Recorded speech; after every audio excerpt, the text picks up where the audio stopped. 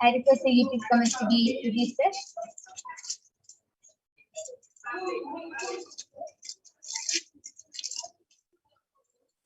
All of you can continue posting your comments. You can post random emojis, random letters, random numbers, random words.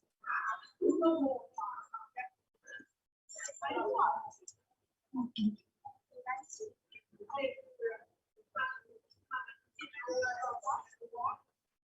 Yes, I request the Facebook comments to now be projected.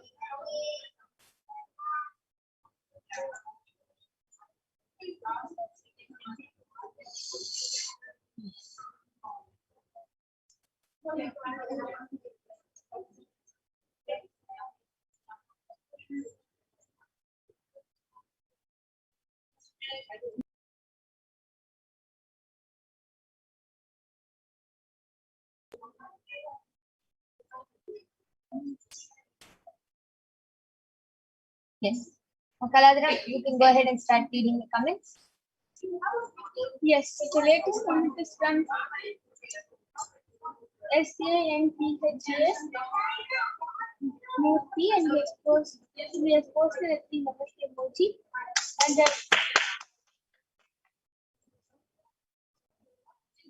previous comment is from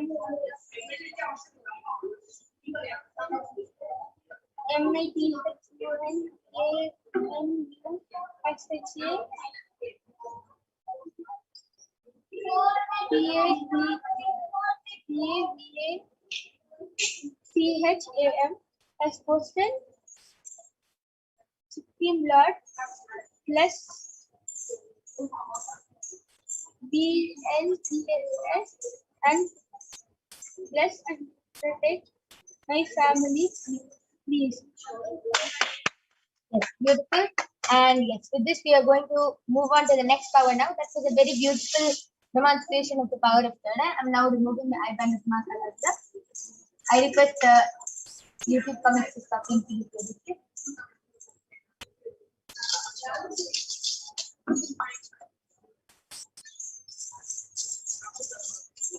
Yes.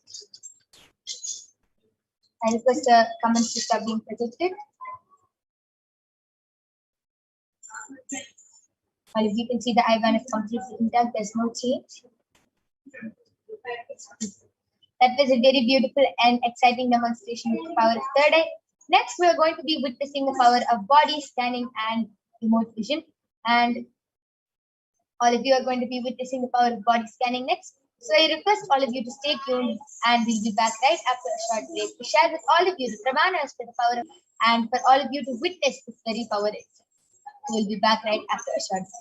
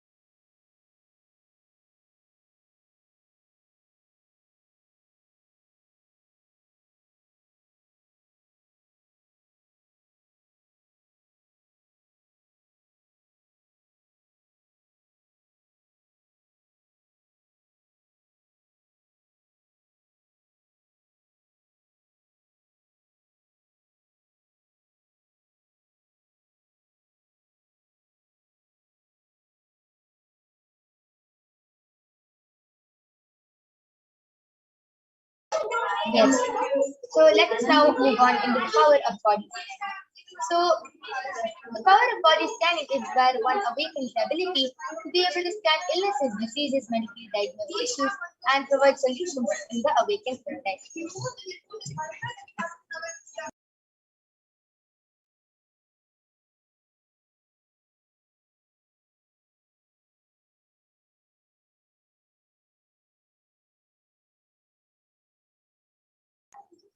So let us now listen to the Shastra Pramana, where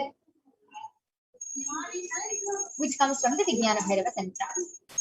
Swadehe jagato vapi sukshma sukshmatarani cha tatvani yani nilayam dhyatpante vyajyate para. Bhagavan Paramashiva says, cognize deeply that from the subtle to the subtle principles of your whole body, Swadeha, or of the whole universe, simultaneously consists of the essential reality. They are being observed in their source cause, Paramashiva, and by the experience of such restful awareness, one becomes complete from all the thoughts, and the ultimate universe, divine power, Paradevi, Adi Shakti, is revealed, and the supreme power manifestation happens. The next is the Apta Pramana, which is the reference of the power of body scanning from the life of a Siddha named Teriyar. Teriyar was a Siddha and one of the prominent disciples of Agastya. And one day a man suffering from a severe headache comes to Agastya for healing. And Agastya uses the power of body scanning and identifies the root cause of the disease. He reveals that there is a small tere, a frog, sitting in the person's brain, and Agastya immediately instructs Teriyar, his disciple, to perform an open surgery and remove it. After the surgery is completed successfully, the person is completely healed and cured of the disease. Thus, he gained the name Teriyar. The next is the Atma Pramana of the life of the Supreme Pontiff of Hinduism, Jagat Guru Mahasamidhanam, His Divine Holiness Bhagavan Nithyananda Paramashivam, who was also time tested and verified this time. On the 22nd of December, the Supreme Pontiff of Hinduism shared how he uses the power of body scanning.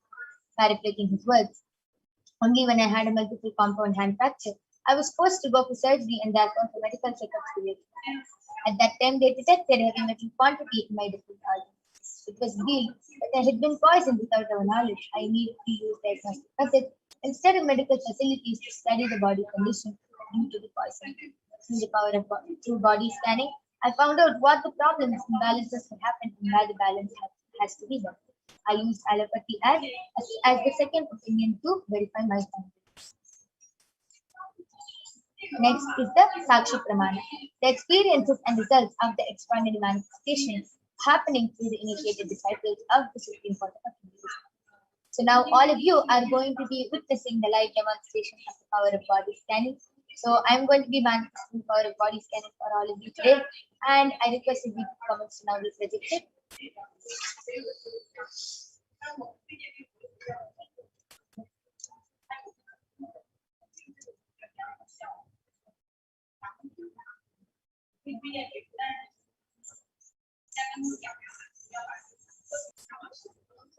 Okay, Sumi Murali has posted, please scan and heal my wife Sumitra, got consent now.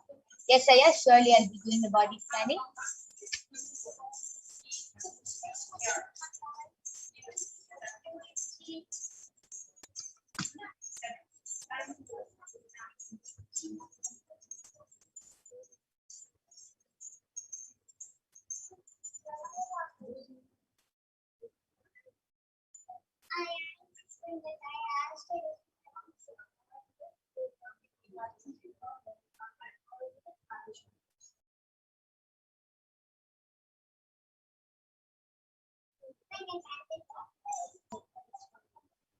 Yes. Sumi Muraliya, Swamiji reveals that for your wife's first thing is that there's a lot of heat in her body. Due to that, her eyes are getting affected and she is very tired. She's feeling dizzy nowadays and she's having blurred vision. That is because of the excess heat in her body. And that is because of the amount of heat in her body. And not only that, Swamiji is also revealing that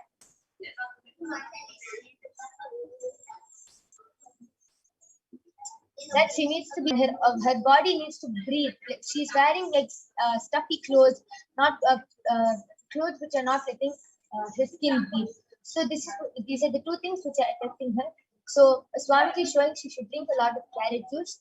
She should sit out in the sun every day, like in the early morning. She should sit for 15 minutes in the sun, for the first 15 minutes in the sun. And Swamiji is also revealing that she can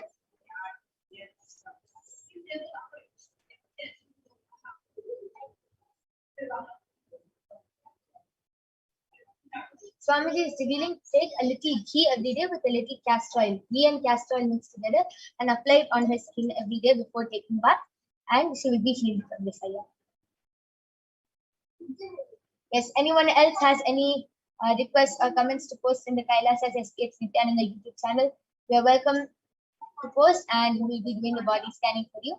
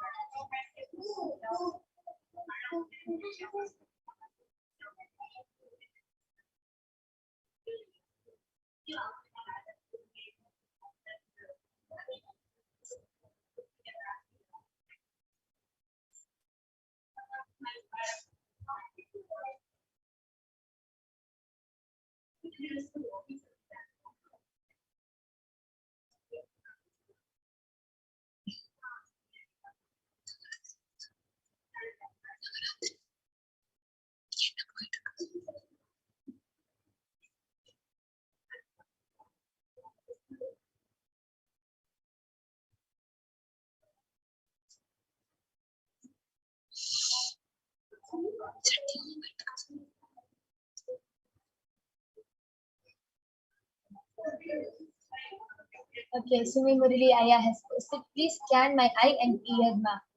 Yes, Aya, I'll be doing the body scanning for your eyes and ears.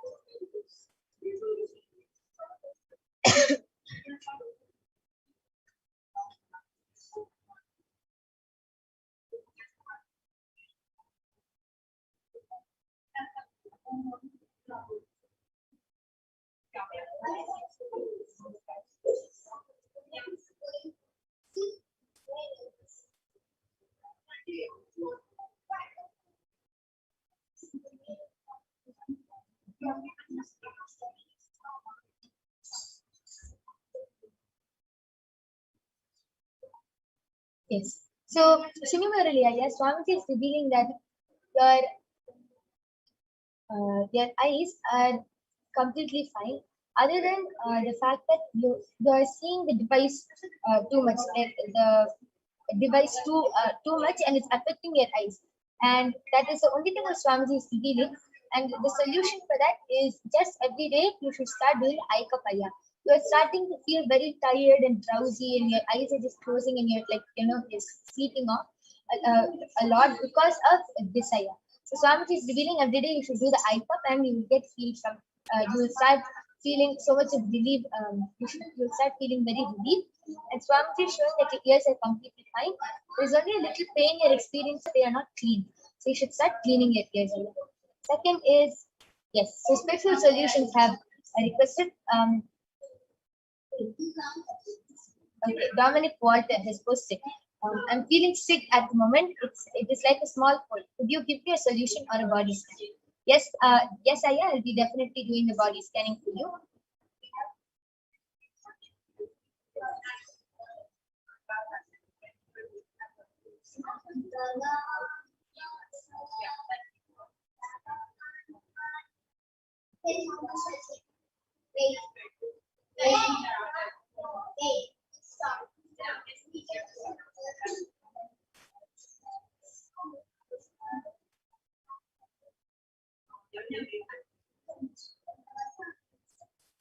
Yes, Swamiji is revealing that it is your body is reacting to the food you've been eating. Like I've been able to see that from past few days, the food you're eating is not good for you. That is why your body is reacting, because it's a new new agents in the body. So your body is not adjusting to that, and your body is reacting to that. Swamiji is showing just take haritaki, just take 2 spoons of haritaki, and every day for the next few days, and you'll be healed of this. It's just that your stomach is little upset. That is why you're having a small cold or anything. Swamiji is also revealing that those hand dryers which are there after you wash your hands, you put your hands in those dryers, right? Swamiji is showing that your skin has become very dry and it's getting affected by that. Your skin is not adjusting to that heat when you put your hands inside the dryer. So Swamiji is revealing that for the next few days you should just apply castor oil on your hands and on your body, and before taking a bath, so you can so your skin will start becoming healing and becoming back to normal life. Yes. So first thing, Sumimuridi Aya and Dominic Walter, I request you to get back. And yes, Marceline has posted, Ma, can I have a body scanning for not achieving Nirahara Samyama? Yes, Ma.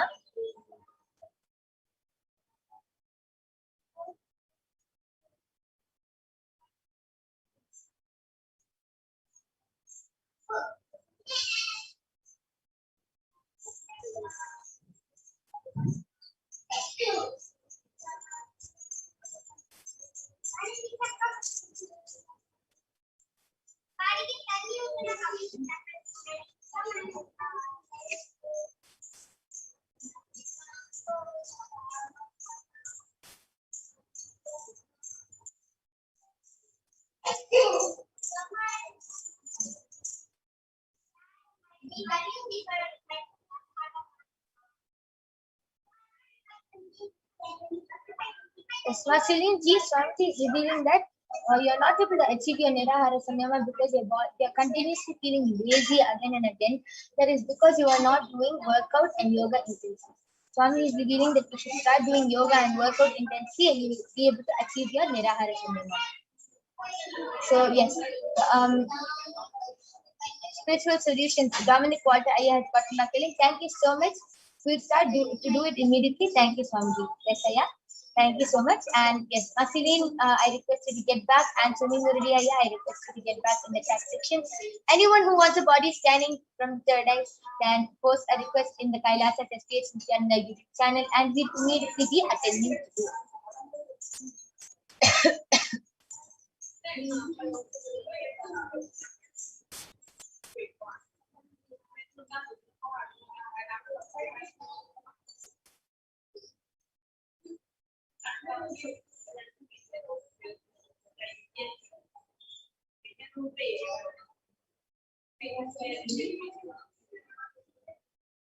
Anyone else who wants a body scanning can go ahead and request in the Kailasa'S HDH Nithyananda YouTube channel. Till then, I'll be sharing my experience.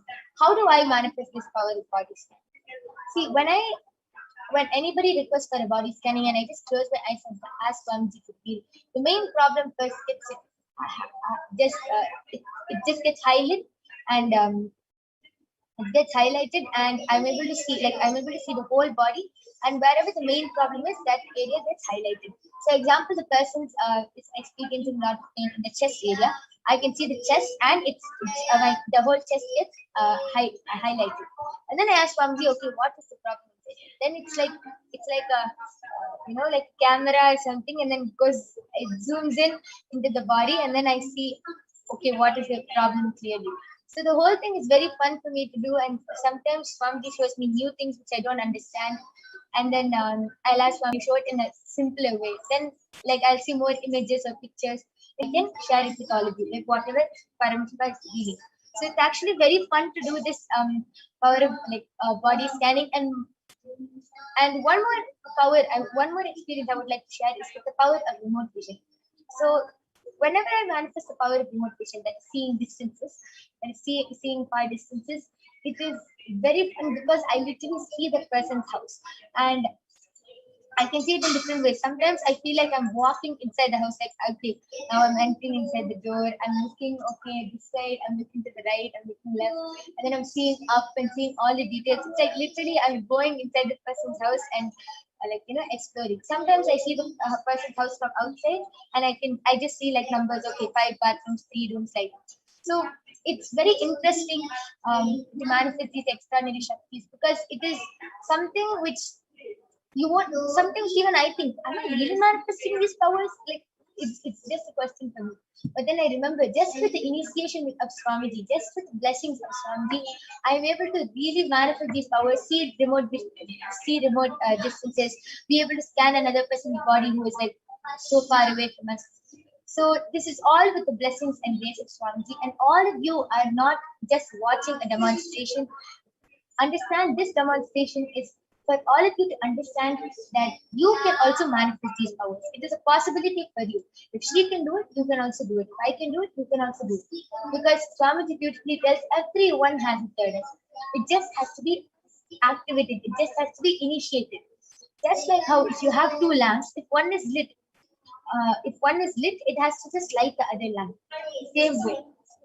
Swamiji is the last lamp of Hinduism, and he is initiating all of us into these extraordinary Shaktis. And Swamiji is really giving us all this experience just so that we can understand that we are Paramashiva and that we can manifest these extraordinary powers. It's a very beautiful experience to get initiated into all these powers. So stay tuned with all the coming darshans and initiations from Swamiji. All of you can get initiated.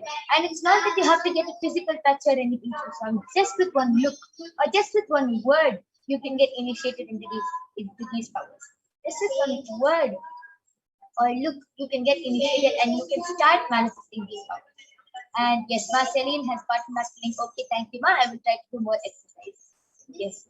And if any of you want to start manifesting these powers, you can join the Paramashivoham.org. You can join the Paramashivoham Level 2 program, and there you will be led into guided power manifestation sessions by the various acharyas, and you will be taught so much about how to complete with your self-denial, self-doubt, self-hatred. You will be taught how to complete with yourself, how to complete with others, how to live in completion. You will be taught about the Upanishads, the Bhagavad Gita. You will be taught so much in those 16 days of the Paramashivoham program. And you can also start manifesting these extraordinary powers. Yes. And okay, looks like nobody else has posted any comments. Yes. So with this, I would like to conclude this power manifestation session. Ma Celine, Dominic Walter Aya, Sumi Murudi Aya, Ma Maheshwara Mayananda, I thank all of you for joining us in this power manifestation session. And all the viewers who are watching this program now, please stay tuned for the upcoming segment, followed by the darshan of Swamiji. And we, especially on this auspicious third day of the Navaratri, it is really exciting to, and all of us are awaiting the darshan of Swamiji. So please stay tuned for the upcoming segment. Thank you, Nithyananda.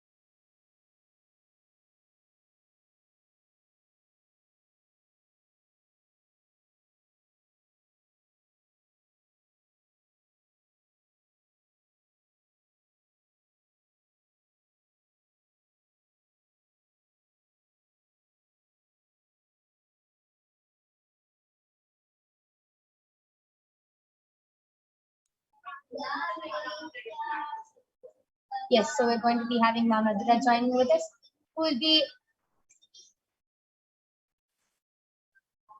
teaching us so much more about Devi Parashakti and much more. Mama Dura?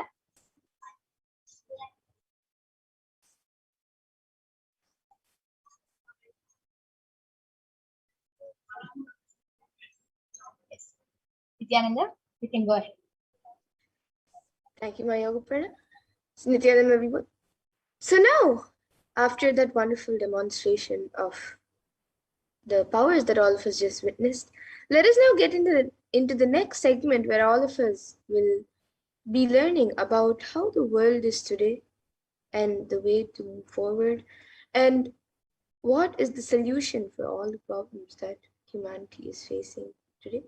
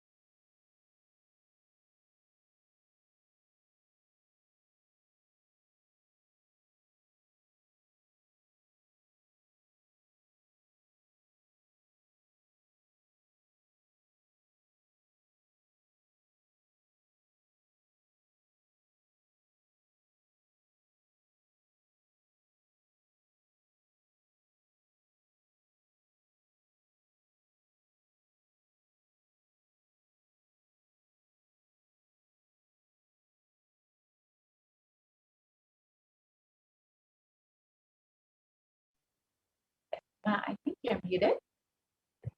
I think,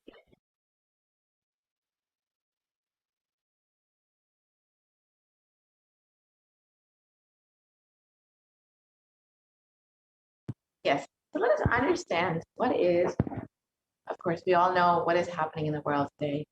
And the currently the status quo world population is declined in the 170 years. That's only 3 generations ahead. So the total number of confirmed cases of COVID-19, the 3% of the population, and is rising daily. So over 233 million people have been infected with COVID-19, and over 4.7 million people have died from COVID-19. And despite so many attempts at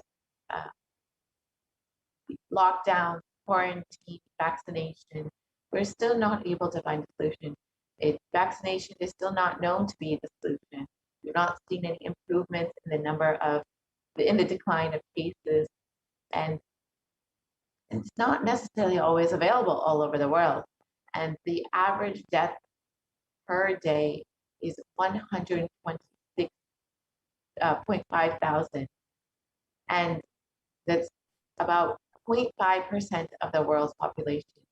And average death per year is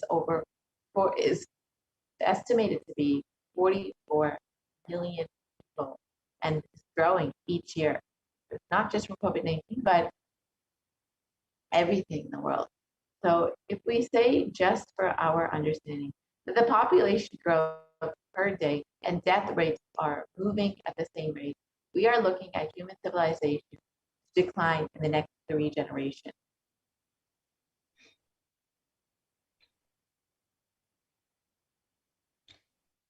And a need for a global, here you can see the need of a global solution that works across all national policies. And here you can see the situation of a few parts of the world, which is given by the WHO region, So here you can see Americas. In America, there is 89, almost 90 million deaths, confirmed cases. And in Europe, 70 million confirmed. In Southeast Asia, 43 million confirmed. In Eastern Mediterranean, 15 million. And in the Western Pacific, 8 million. And in Africa, 6 million confirmed cases as well.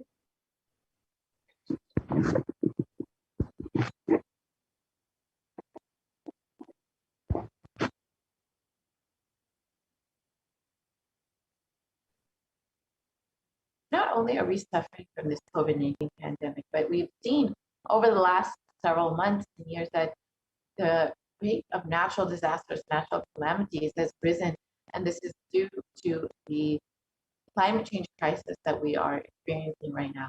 According to the United Nations, now a new scientific report from the Intergovernmental Panel on Climate Change, the IPCC, warns that we are on a crash course towards catastrophe if global temperatures are allowed to continue rising.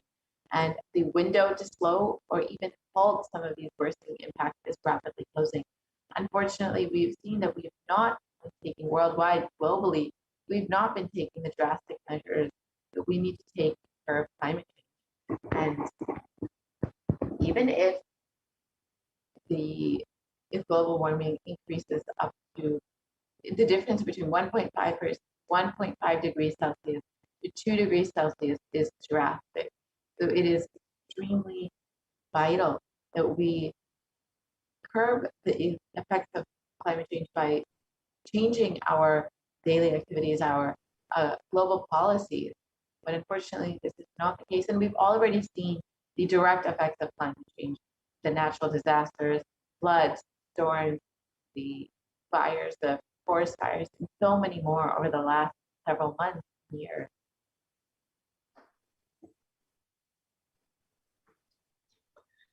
And a few immediate precautionary methods that everyone should take is to protecting yourself. The first and foremost is to protect yourself by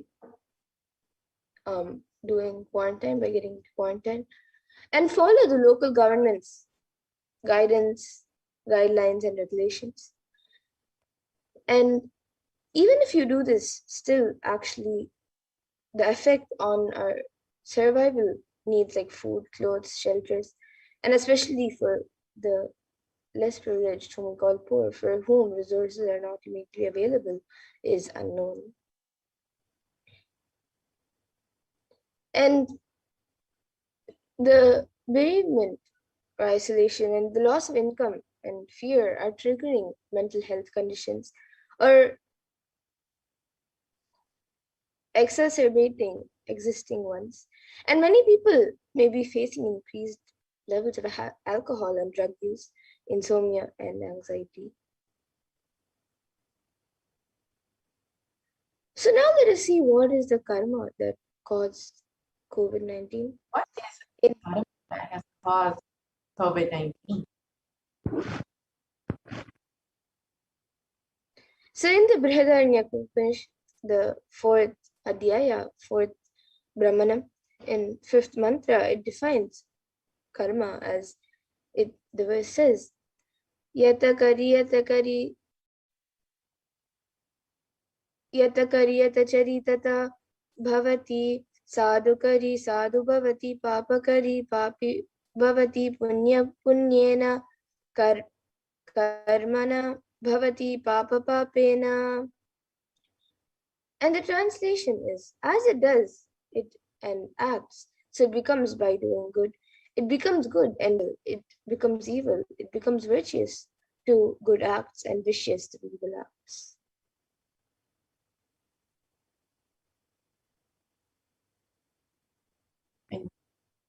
Our greed to make life comfortable and luxurious has been one of the causes of this karma. 83% of wild mammals have become extinct because of our own greed, stopping the idea that the whole planet Earth belongs to only the human race will only save us from this. And since the rise of human civilization, 83% of wild mammals have been lost.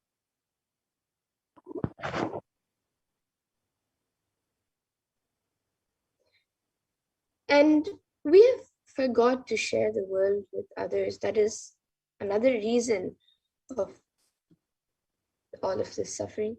So let us set a trend of moving to a nature-based lifestyle.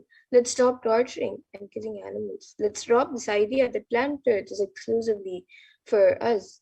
And let us set a trend of moving to nature-based lifestyle. Let's stop torturing and killing animals, and let's drop the idea that planet Earth is exclusively for us.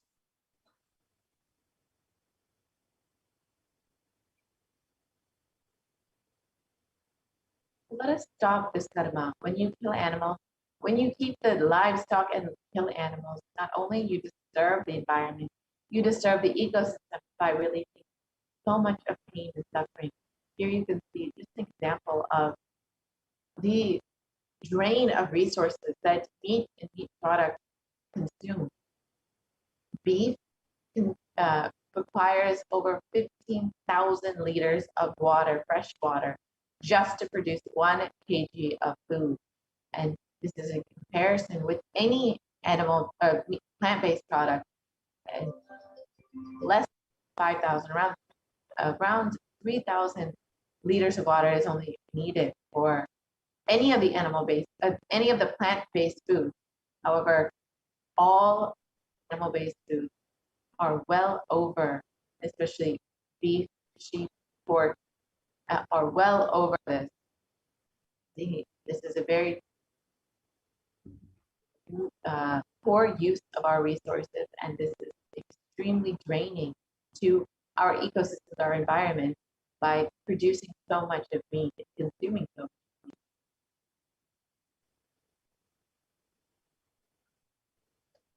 So what is the permanent solution for this pandemic? As per Hinduism, the purpose of the world and the primal principle, the primary principles of the principle of the universe is let us all coexist and celebrate our life. Ahimsa paramo dharma. Non-violence is the ultimate natural law of life.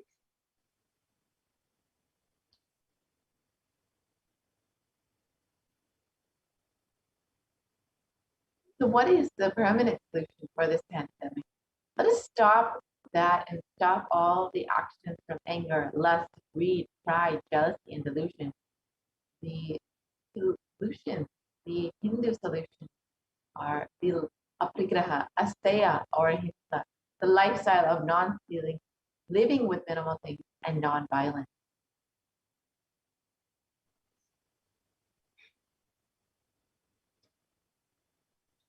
and every crisis that humanity faces, Hinduism has found solutions. Hinduism is a religion which has seen at least five times where the planet Earth was completely wiped out. All the population, everything on planet Earth was completely wiped out.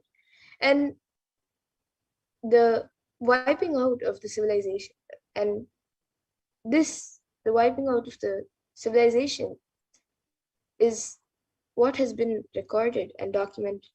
And every time when the civilization was wiped out, it has been documented of how it has been rebuilt.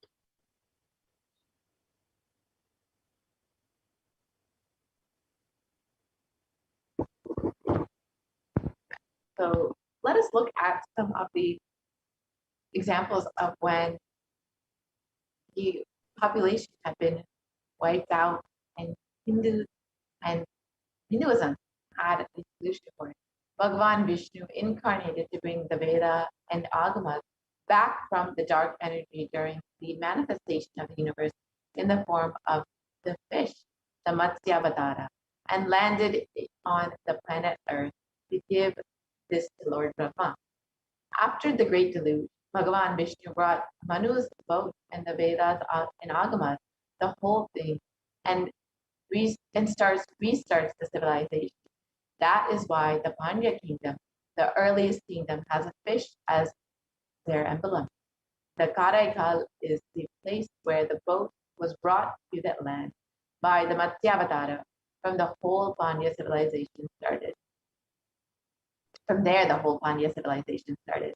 During the King Ravana's reign, 7 crore people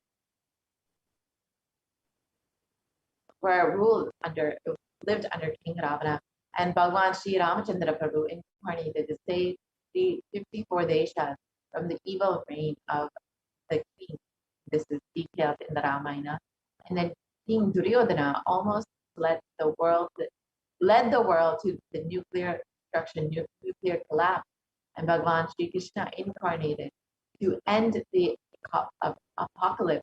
And this is detailed in the epic poem, the Mahabharata. And Bhagwan Mahadeva himself protected the city of Varanasi.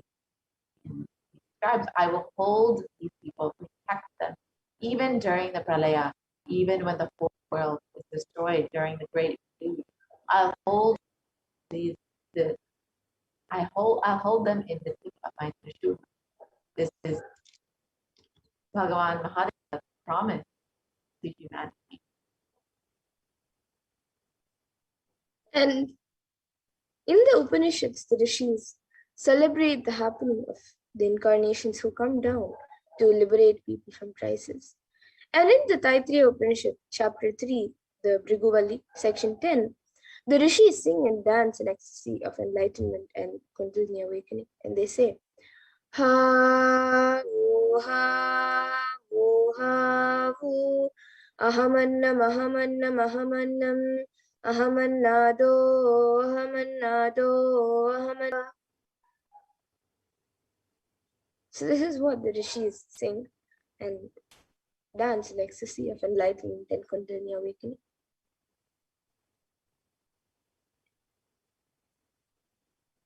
Paramashiva reaching out to liberate individual. So let us understand that ultimate consciousness happens again and again as Acharya, as Guru, and as incarnation. Paramashiva reaching out to liberate individual souls from bondages through knowledge is Acharya. Paramashiva reaching out to individual souls to liberate them from bondages through initiation is Shaktipada and Shaktinipada, is Guru.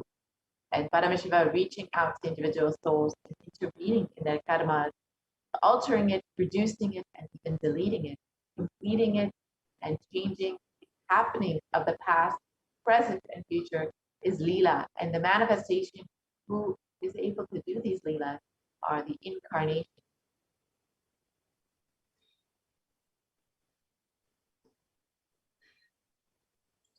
And in the Bhagavad Gita, Bhagavan Krishna promises to happen again and again when the individual consciousness declines. And he beautifully says, Yada yada hi dharmasya glanirvavati bharata abhyuttanam adharmasya tadatmanam shrujami, which means whenever there is a decline in individual consciousness, the collective consciousness increases. To establish the righteousness of eternal consciousness, the science of eternal bliss, dharma samsthapanarthaya, I myself appear millennium after millennium, sambhavami yuge yuge.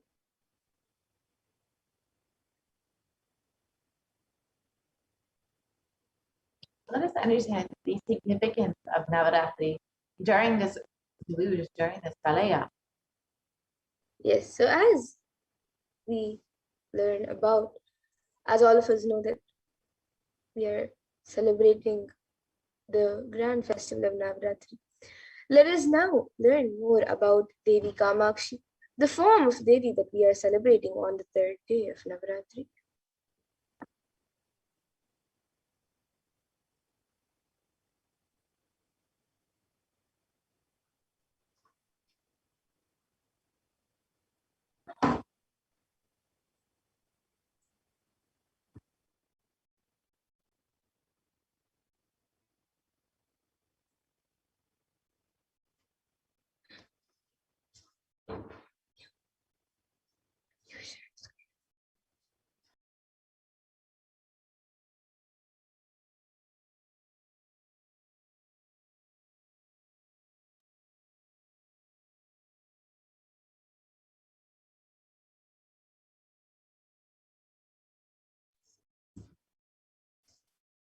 Yes, so now let us learn about Devi Kamakshi.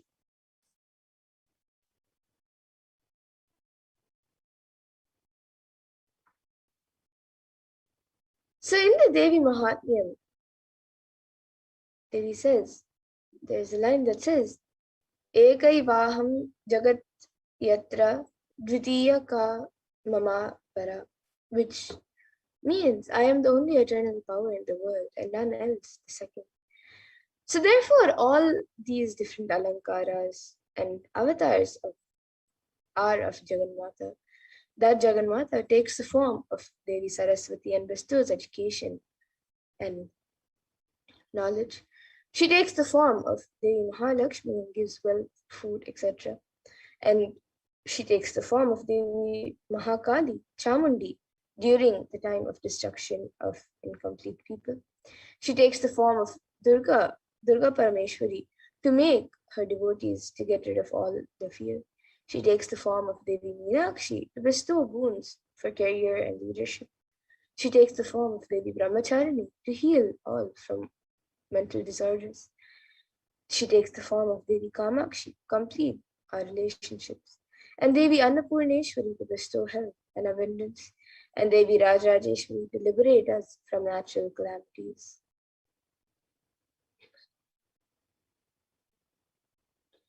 And in the Devi Mahatmyam, beautifully Devi Kamakshi graces us and grants boons. And in the 11th chapter, verse 35, she says, Pranata nam prasidatvam Devi Vishvartiharini Trailokyavasini Nitye Lokanam Varada Bhava. So in this verse, the Divine Mother says, O Devi, you who remove the afflictions of the universe, be gracious to us who have bestowed to you, who have bowed to you. O you worthy of adoration by the dwellers of the three worlds, be a boon giver to the worlds. So Devi Kamakshi's Jiva Samadhi is in Kanchipuram, and she came and she did tapas towards Shiva and became enlightened. Kamakshi's presence in Kanchipuram still radiates the highest sensitivity. And by worshipping, the worship of Devi Kamakshi will awaken the sacred feminine consciousness in us, in the oldest and is the oldest mother worship tradition.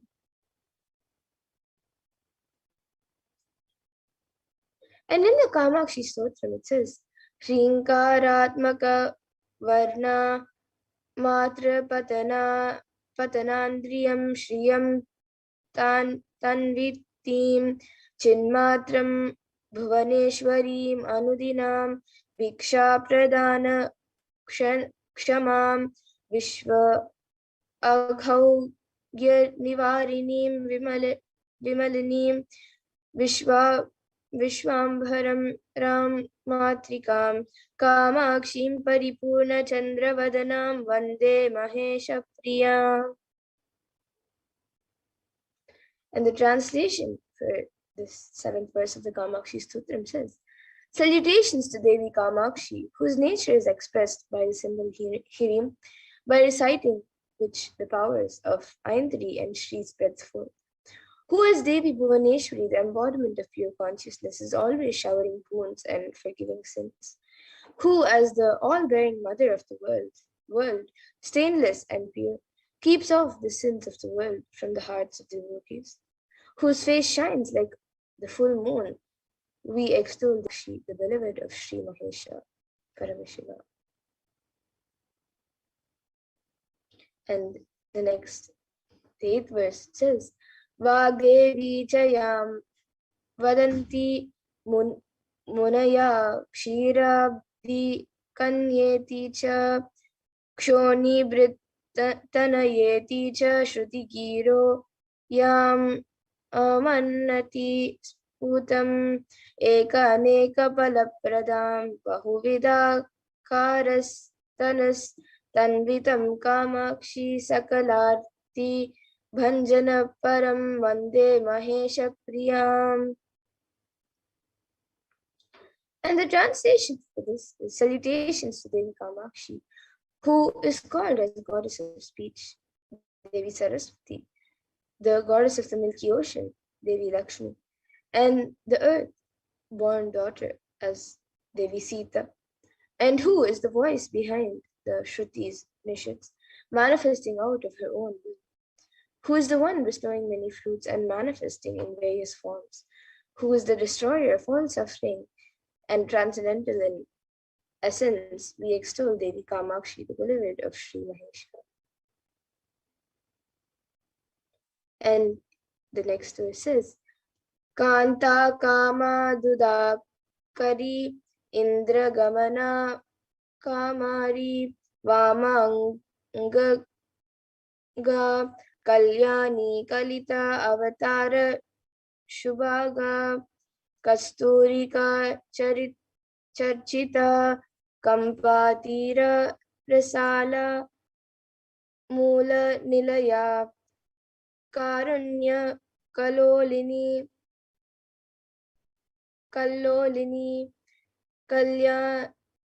Kalyanani Karotu Me Bhagavati Kanchi Puri Devata. And the translation for this verse, salutations to Devi Kamakshi, who is the beloved of the devotees and like a milch cow fulfills their wishes, whose movement is like the king of elephants and who share the left half of the body with Sri Shiva, who is the bestower of auspiciousness, incarnated in the divine auspicious body, smeared with the perfume of kasturi, who abiding in the banks of the Kampa river, under a mango tree, Amra, surges with her compassion. Devi Parvati meditate on Shiva on the banks of the Kampa river at Kanchipuram. Please make my life happy and prosperous, O divine goddess of Kanchipuram.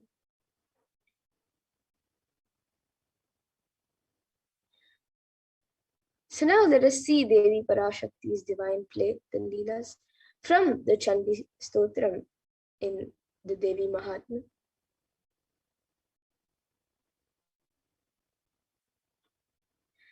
So today let us meditate on Leela from Devi Mahatma, where Devi incarnates to save humanity when greed befalls.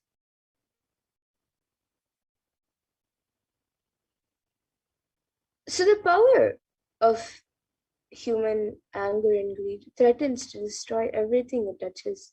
The goodness of the nurturing earth The stability of the mountains, the expansive beauty of the oceans, the innocence of the gentle clouds.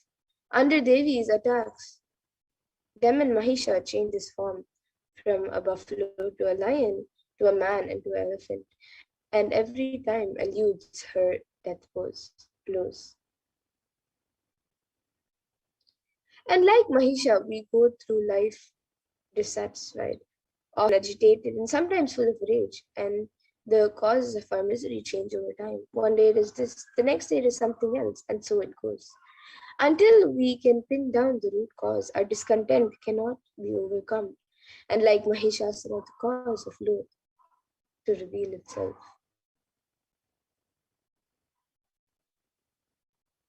And Mahisha represents more than monumental rage. His anger is one of the 6 passions that afflict our human awareness.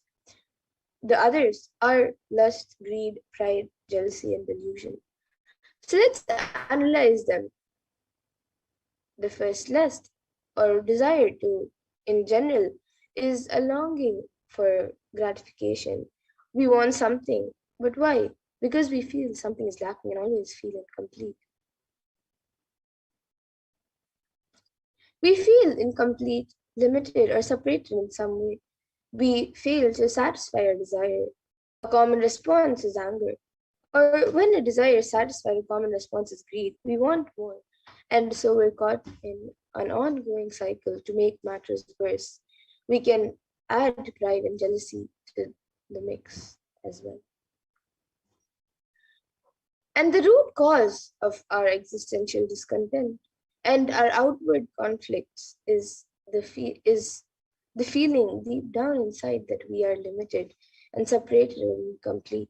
We mistakenly identify with the limited ego, that when in fact we are the limitless Atman. That Atman abiding in every person is the true self, the one undivided reality whose essence is pure being consciousness is. And in the 8th, 9th, and 10th verses of the Gandhi Stotram, it says, salutations to Devi, to the Mahadevi, salutations always to her who is ever auspicious, salutations to her who is the primordial cause and the sustaining power. With attention we have made obeisance to her. Salutations to who is terrible, to her who is eternal. Salutation to Gaudi, the supporter of the universe. Salutations always to her who is of the form of the moon and the moonlight and happiness itself. So just like how Devi takes form to eliminate the asuras and demons, in this century most of us are Mahishasura, just operating on the basic impossibilities. So the incompletions and impossibilities that we hold within us are the demons of this century. So most of the delusions that we make every moment, we make unconsciously. We make thousands of decisions unconsciously in a day. Whether it is thinking or talking or doing, it is done unconsciously without awareness. And that is the reason we are not able to connect the cause and the effect of many of the things that happen in our lives. We always think we have been ditched or we have gone through unfair results. And we are blissfully unaware that it was we who caused the effects. We made it happen by the way of unconscious living and ended up incurring more karma. So there is a way to again and again remind ourselves not to collect karma and to live without the influence of the earlier incurred karmas. The first step is to have a clear understanding that karma is powerless in the presence of an incarnation. And somewhere, this karma chakra needs to be broken. And you need to be given a new energy, inspiration, understanding, and possibility. And if you're always stuck with this actionism cycle, you will never ever be given a chance to taste the possibility. Possibility, the taste of possibility can be given to you only when the divine intervention happens. Mahadeva intervenes in your life in the form of the Guru, and he assumes the form of the Guru just to liberate us from the karma chakra and give inspiration, joy, bliss, and cause miracles and enlightenment in all of our lives. And initiation means the ideas or knowledge of or the clicks that brings you out of these depressive thoughts and that brings you out of the influence of your karma.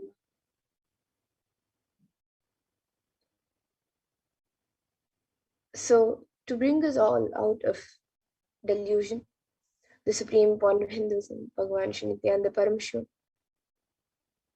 has come down as the Nijavatara of Devi Parashakti. So Devi Parashakti has come down once again in the form of the supreme point of Hinduism.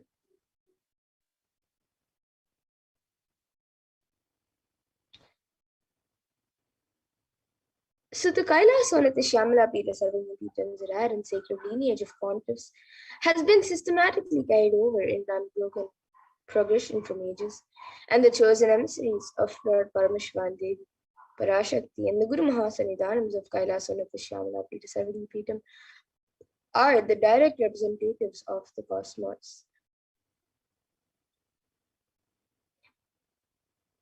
And on the 27th of 2012, Srila Sri Nithyananda Paramacharya Swamigal was formally appointed as the 293rd Guru Mahasannidhanam of Kailasa'S, the Shyamala Pita Sarvamapitam, and is the lawful successor, descendant, and inheritor invested with all the powers, duties, obligations to perform the rituals, spiritual, religious, and customary rites vested in Kailasa'S, the Shyamala Pita Sarvamapitam, and has been reviving its spiritual, religious, and linguistic epicenters to its original glory.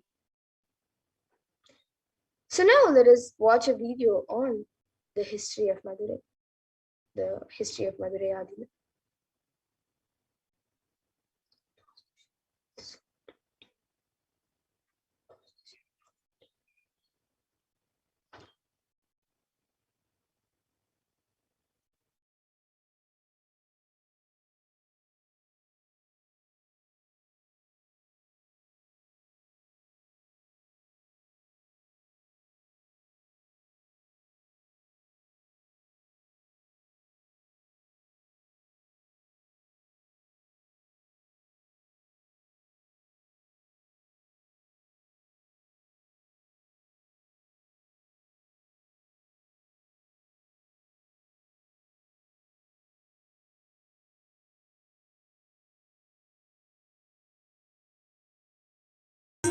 The ancient temple town of Madurai in southern India boasts of a 2,500-year-old history of spirituality.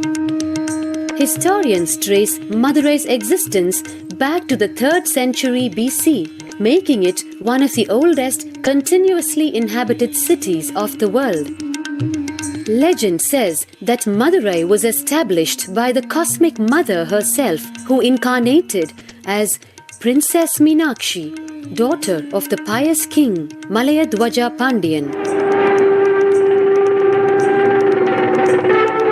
An able queen and a fearless warrior, Meenakshi expanded her empire right up to Kailash in current China. But when she came face to face with the Lord of Kailash, Shiva himself, she recognized him as her eternal consort and dropped her arms to become Shiva's companion for life. Along with Shiva, also known as Sundareshwara or the beautiful Lord, Meenakshi reigned over her kingdom for a glorious 166 years. In course of time, with the rise of Jainism as a religious force, Madurai too fell to its powerful influence, and Shaivism all but vanished from the sacred kingdom where Shiva himself had once walked the earth. The renaissance of Shaivism in Madurai was the sacred task of a child incarnation, Tirunjana Sambandar, one of the 4 visionary saints of Shaiva Siddhanta tradition. The story goes that as a baby, Tirunjana Sambandar was once nourished by the milk of enlightenment from the cosmic mother herself.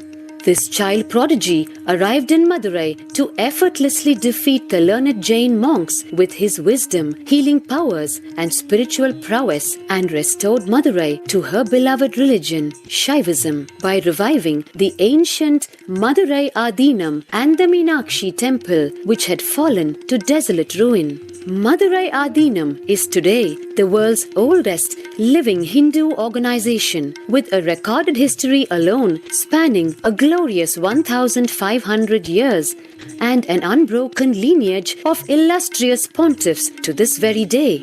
Over the centuries, Madurai Adinam has been patronized by the likes of Tipu Sultan, Robert Nobili, and the poet saint Vallalar. The pontiff of the Madurai Adinam is known by the title Guru Mahasannidhanam and inherits the responsibility of carrying forward the traditions of Tirunjana Sambandar's sacred work.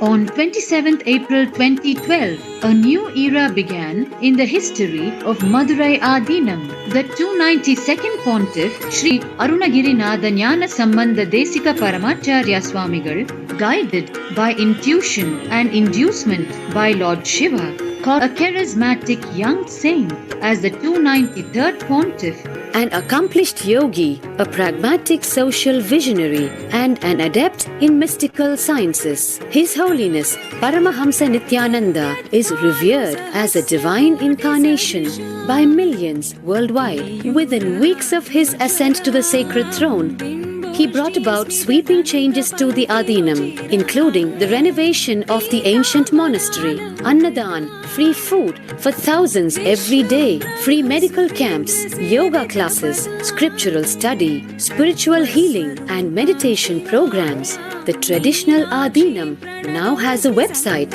and thousands participate in the morning worship and spiritual talks via live streaming and two-way video conferencing. Vast properties belonging to the Adinam are being reclaimed from illegal encroachment. Its numerous temples are being restored to sanctity, and the neighboring villages are being adopted, with basic amenities, education, and medical care being provided for all. His Holiness dreams of an authentic Vedic renaissance for which India has already waited too long. Here, I take the commitment of making Madurai Adinam as an international religious organization.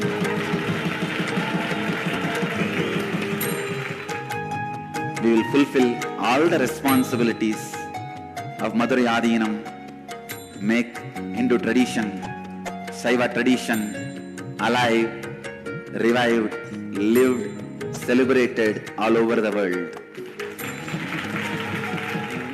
With a brand new pontiff at its helm, Madurai Adinam promises to be more than just another traditional monastery, as a whole generation turns to spirituality for answers. The changes at Madurai Adinam mirror the changing role of spiritual organizations today as power centers and guiding forces, forging the enlightened government of the new world.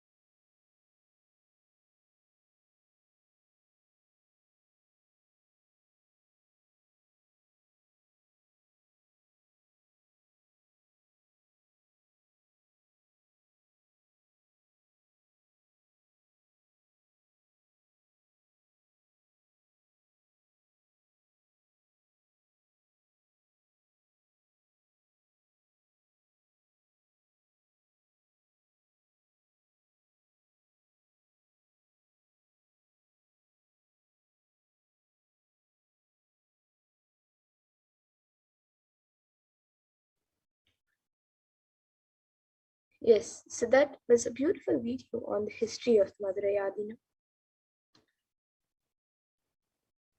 And the 292nd pontiff of Madurai Adinam, Sri Arunagirinath Sri Nyanasammadeshwara Paramacharya Swami, is the predecessor to the Supreme Pontiff of Hinduism in the esteemed Guru-based tradition of the kingdom Kailasa'S Nithyananda Paramashivam, the Madurai Adinam, since 2012.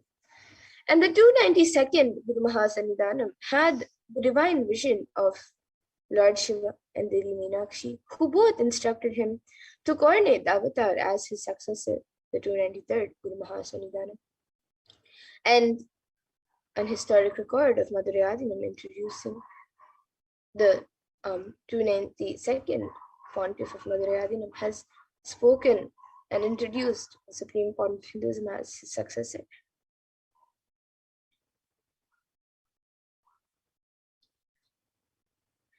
And here you can see the Supreme Pontiff of Hinduism as being coronated as the 293rd Jagadguru Mahasannidhanam of the Kailasa'S Nithyananda Paramashivam, the Madurai Adinam. Here you can see a few pictures of it. And a few more pictures in the Kanchanur temple, then the Panga Parameshwara temple, and then the Sachinadar temple, and then the Alagar Kovil temple. Swamiji has visited these few temples as the 293rd Guru Mahasannidhanam of the Madurai Adinam.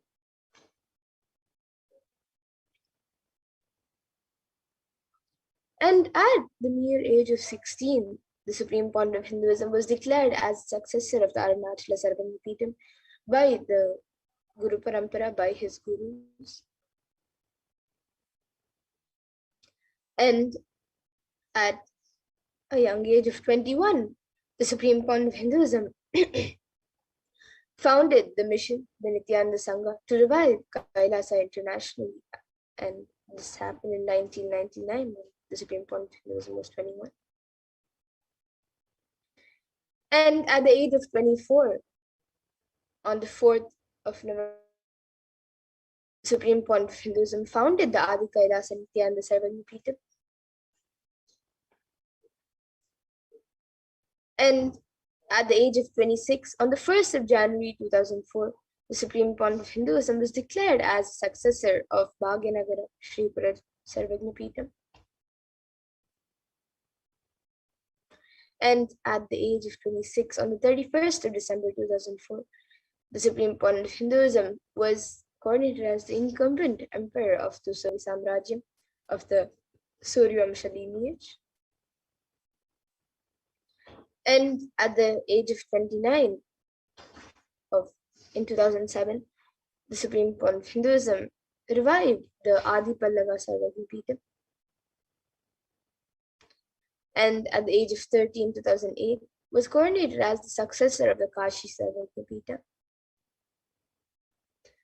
And at the age of 35 in 2013, the Supreme Pontiff of Hinduism was officially coordinated as the Mahamandaleshwar, the supreme spiritual head of the Mahanirvani Akada, the largest apex monastic order. And he is also the youngest Mahamandaleshwar who was coronated at the age of 35. And here you can also see pictures where Supreme Pontiff of Hinduism was being coordinated by all the other senior sannyasis and heads in the Mahanirvani Akada. And at the age of 35 in 2013, the Supreme Pontiff of Hinduism was also declared as the Acharya Mahamandaleshwar of the Atal Akada, the oldest monastic order of Hinduism. And this Akada was actually established by Mahaganapati himself. So the Supreme Pontiff of Hinduism was declared as the Acharya Mahamandaleshwar by the Acharya Mahamandaleshwar at that point in time, who was Sukadevanandaji, and the incumbent spiritual head of the Supreme Pontiff of Hinduism was declared as the incumbent spiritual head of the Atal Akada at the age of 35.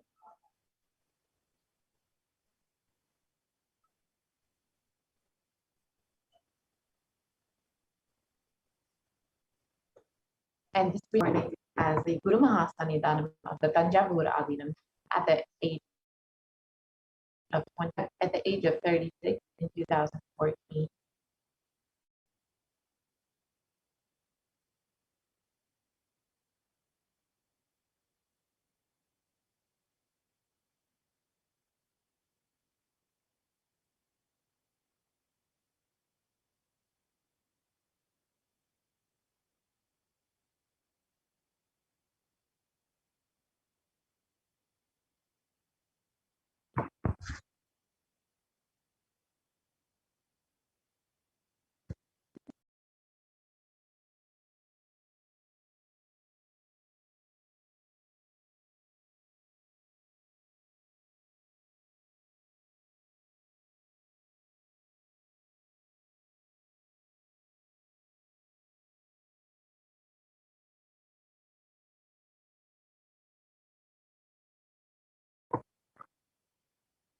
Sorry for the technical glitch.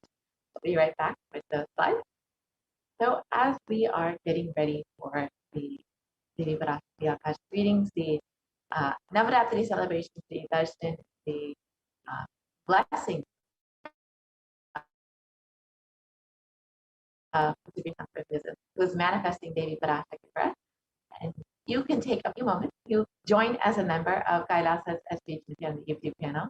And it's a very simple process. You can go ahead and visit the YouTube channel, and you'll see the join button next to the subscribe button. You can go ahead and click on that and join as a member, and you will have access to various exclusive content, as well as you'll be able to ask any questions during the live Parashakti Akash meetings, the darshans, the Paramashiva Sayujya Samadhi darshan, and many more. So do take a moment to join as a member of Kailasa'S HDH YouTube channel.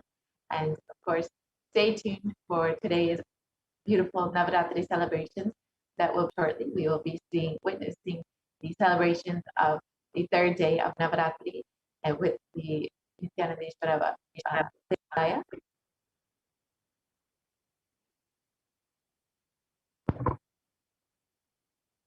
And Supreme Concept was also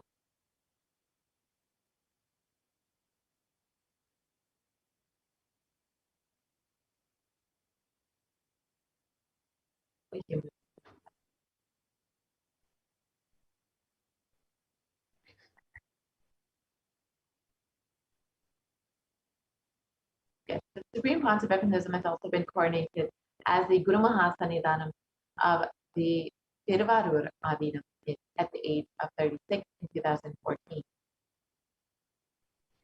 And the Supreme Point of Hinduism has also been coordinated as the Guru Mahasannidhanam of the Vedaranyam Adinam at the age of 36 in 2014.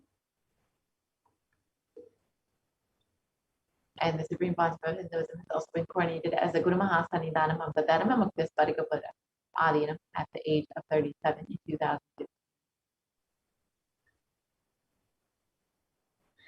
And the Supreme Point of Hinduism has also been coordinated as the Guru Mahasannidhanam of the Adi Pita Koladamata at the age of 37 in 2015.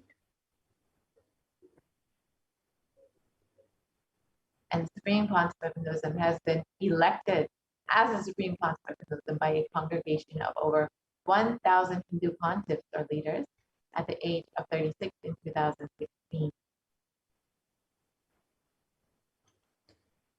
And the Supreme Point of Hinduism is revered as the most prolific, most viewed, read and watched by millions and billions around the world, and more than thousands of followers, millions of followers of Hinduism follow the Supreme Point of Hinduism. And he is the most viewed in the digital world,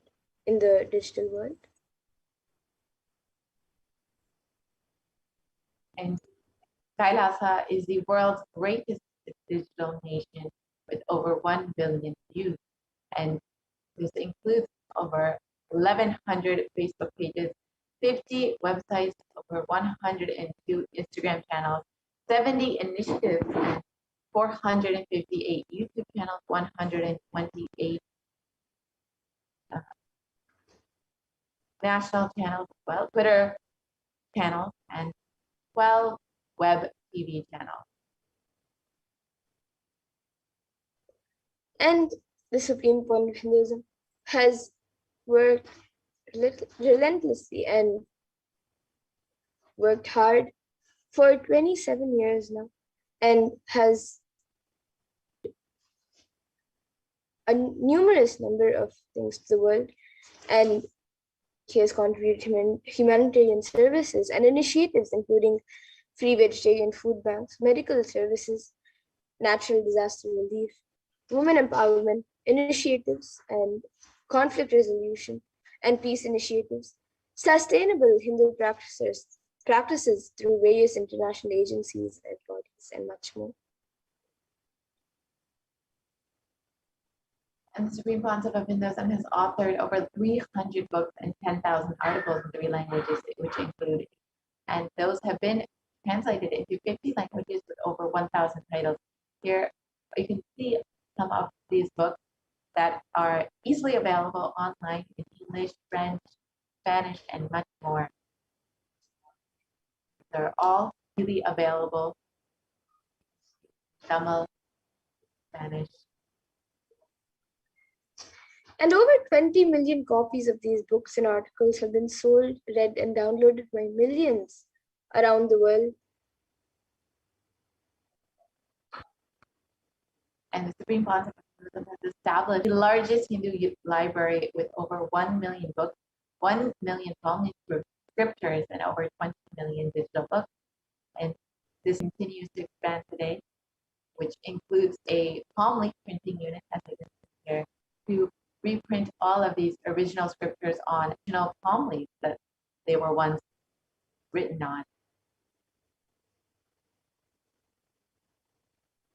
And the Supreme Point of Hinduism has given over 10,000 hours of discourses and over 1 billion views on social media. He has on all the pages. We have over 1 billion views on all the social media platforms. The Supreme Council of Hinduism is respected as the commentator of all the sacred scriptures, such as the Upanishads, the Bhagavad Gita, the Shiva Sutras, the Yoga Sutras, the Ashtavakra Gita, the Jain Sutras, and many more.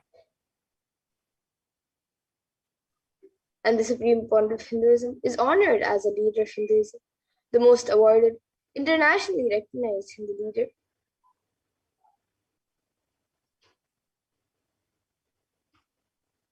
And most recently, the Supreme Council of Hinduism has been recognized by the California State Senate, and Kailasa has also been recognized by the California State Senate. And there are many governments, politicians, and people all over the world who have recognized the Supreme Council of Hinduism's hard work and contributions to humanity over the last 26 years. And even the acclaimed Watkins magazine, Mind and Body Spirit magazine, has described that Supreme Council of Hinduism is one of the top 100 spiritually influential living personalities in the world.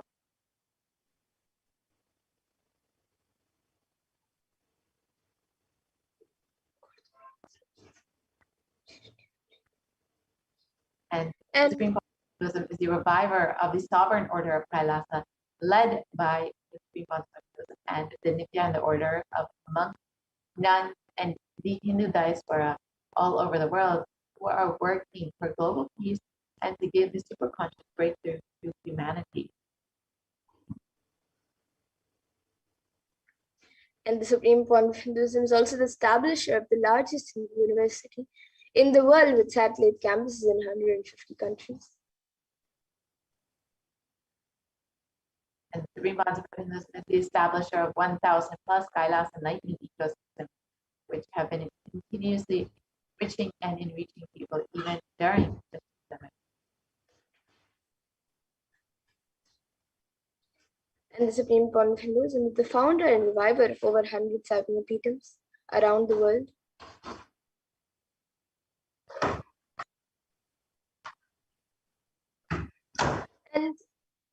And the late Mahant Narendra Giriji Maharaj, the president of the largest apex body of Hinduism, the Akhila Bharatiya Parishad, Akada Parishad, has the group of 13 Akadas with over 2 crore sadhus or monks in India. Welcome the Supreme Pontiff of Hinduism, Jagat Guru Sanitanam, His Divine Holiness Bhagwan Nithyananda Paramashivam. As one day, the Supreme Pontiff of Hinduism, Jagat Guru Sanitanam Bhagwan Nithyananda Paramashivam, Swamiji is going to be called as the Vishwa Guru, the Guru of the whole world, and he is going to be the spiritual guide for the world, and peace will spread in the whole world. People are not yet aware of the energy of Swamiji. In reality, Swamiji is the Svarupa, the form of Bhagavan, God himself, and we are offering prayers not just to a Guru, but to an embodiment of Bhagavan. I am sure that Swamiji must have done intense penance, tapas, in his childhood and merged into God, as a result of which he is expressing this divine power of God. This is the words of the late Mahant Narendra Giriji Maharaj, the Akara Parishad head, and the leader of over 2 crore sadhus, who has described the greatness of Swamiji and the divinity of Swamiji. And just like this, various heads of akadas and mats have spoken about the Supreme Pontiff Hinduism. So we also have Sri Shanti Mahaswamiji, who is the head of the Kalda Mata, the oldest recorded mata in Karnataka, dating back to more than 6,500 years ago, declares with his authority, he beautifully says about the Supreme Pontiff Hinduism, whenever humanity falls into suffering and pain, Ishwar, the divine himself, does austerities, tapas, for their upliftment. Ishwar is the embodiment of the divine light. Nithyananda Ji Maharaj is seated as the embodied divine light, spreading world peace and serving the whole of humanity from India. Nithyananda Ji is a treasure house of jnana, sacred knowledge.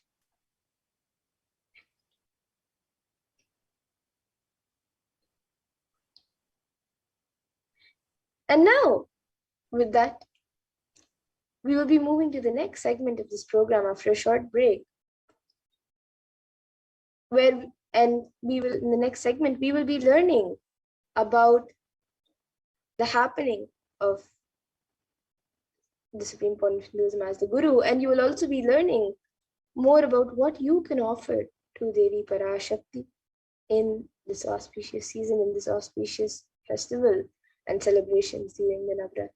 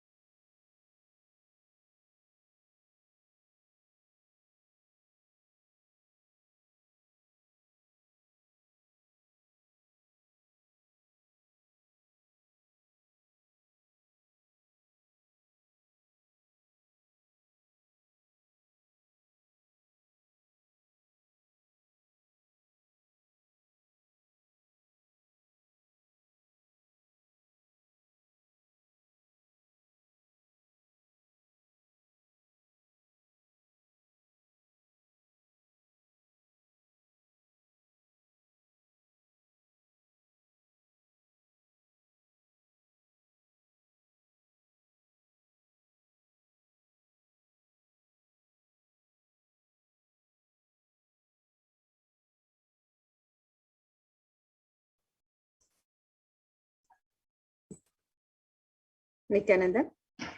Yes. Now we'll be learning more about the Supreme Pontiff of Hinduism happening on planet Earth as a Guru and guiding us further into various understandings for the well-being and of humanity, for the completion and fulfillment of all the living beings to restore planet Earth, to protect all the beings on planet Earth. So let's see more about this dimension of Supreme Pontiff of Hinduism happening as a Guru in our life.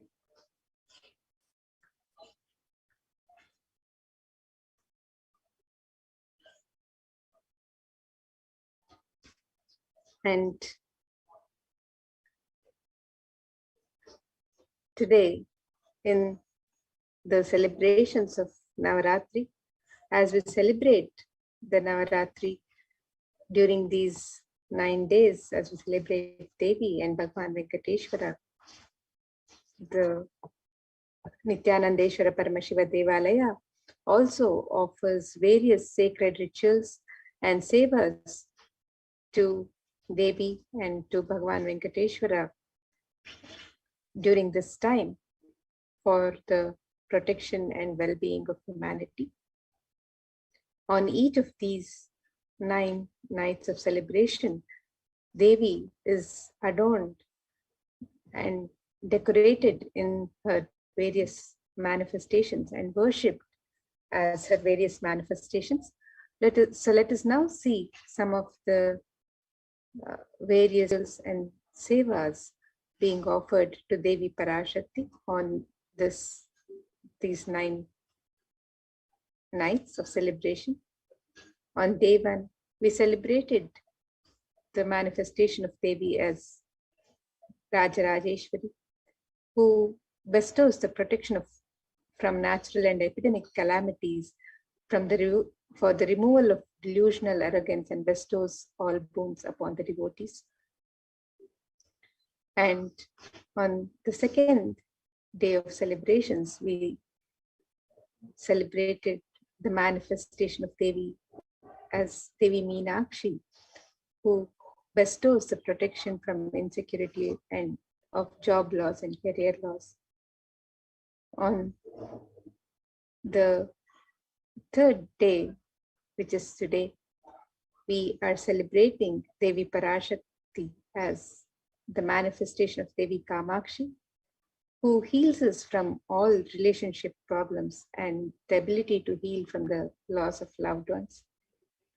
On the fourth day, we'll be celebrating the manifestation of Devi Annapurneshwari, who bestows the protection and blessings to heal from health problems, heal from allergy problems, and heal from nourishment problems. On the fifth day of celebrations, we are celebrating the manifestation of Devi Vishalakshi, who blesses and graces us to invoke the leadership quality and protection from uncertain future. On the sixth day of celebrations, we are celebrating the manifestation of Devi Parashakti in the form of Shayana Tirukolam, and the Devi who blesses for disorder for relief from psychosomatic disorders, healing from mental disorders like stress, suicidal thought, and depression. And on the 7th day, we are celebrating the manifestation of Devi as Devi Mahalakshmi, who bestows grace and blessings to protect from the loss of wealth, protection from loss of business.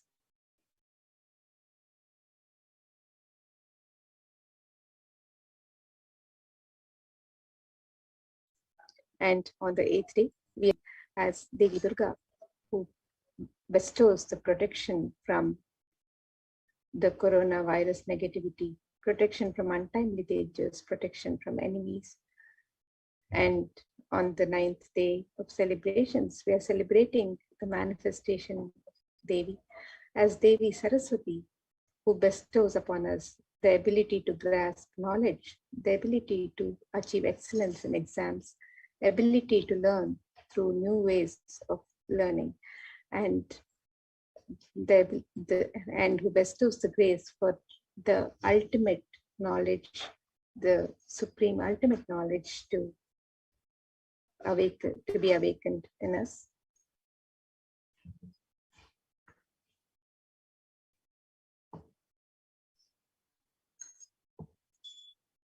And during these 9 nights of celebration of the Navaratri,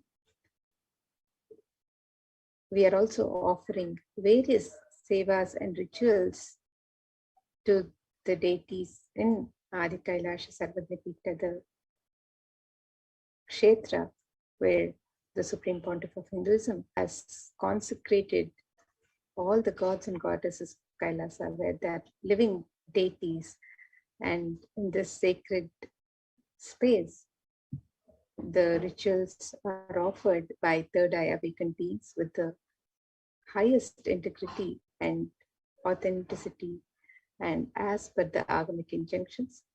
So some of the sacred rituals being offered during these 9 nights of celebration: the Mahaganapati Homa, the Utsava Ambal Alankara Seva, the Swamiji Vishesha Ambal Alankara Seva, the Utsava Ambal Vishesha Shodashopachara Puja, the Chandi Homa with Vishesha Dravya Homa and Purnavati, the Dashabhairava Puja, Kumari Puja and Suhasini Puja, the Durga Pratima Prana Pratishtapana, the Durga Saptami Puja,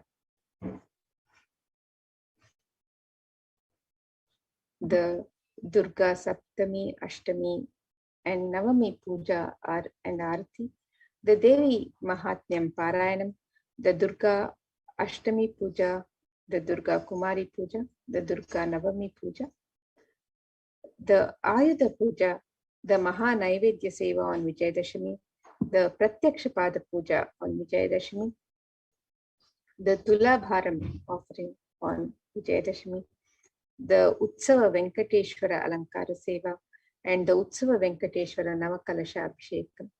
So all of these sacred rituals and sevas are being offered in the sacred space of Adi Kailasha Nithyananda Sarvadipita, the Nithyanandeshwara Paramashiva Devalaya, and the devotees can offer any of these sevas and celebrate this Navaratri and receive the grace and blessings of Devi Parashakti, of Bhagavan Venkateshwara, and of all of the gods and goddesses of Kailasa.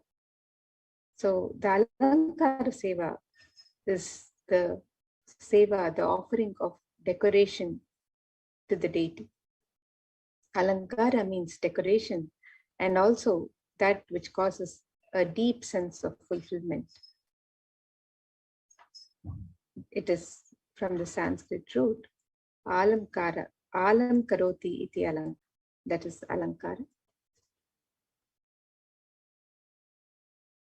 So you can offer the alankara seva to the various deities that are worshipped and celebrated on these 9 nights.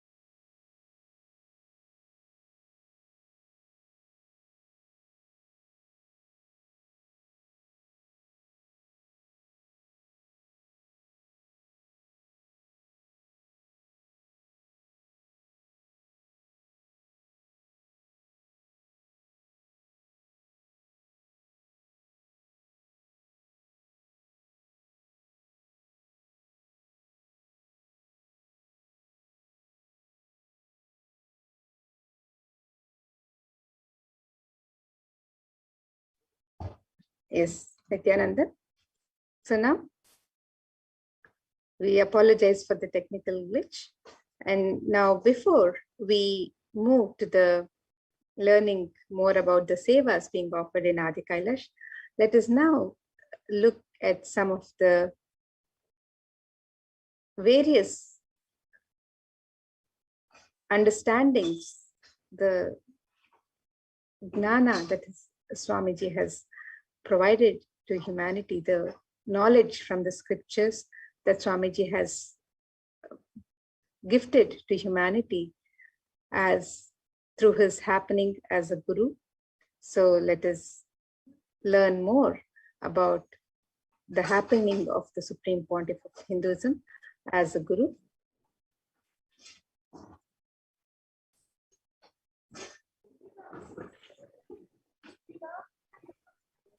Today, we start completing with others.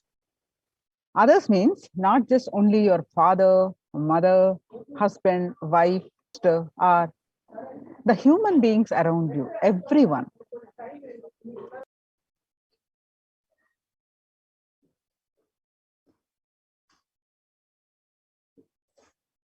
Today we start with the completion of everything with which you're living, your wealth, your health, your bag, your seat, your pets, your car, your house.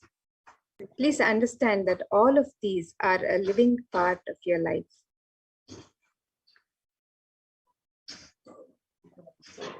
See, a house may be a dead object, but it is a living part of your life.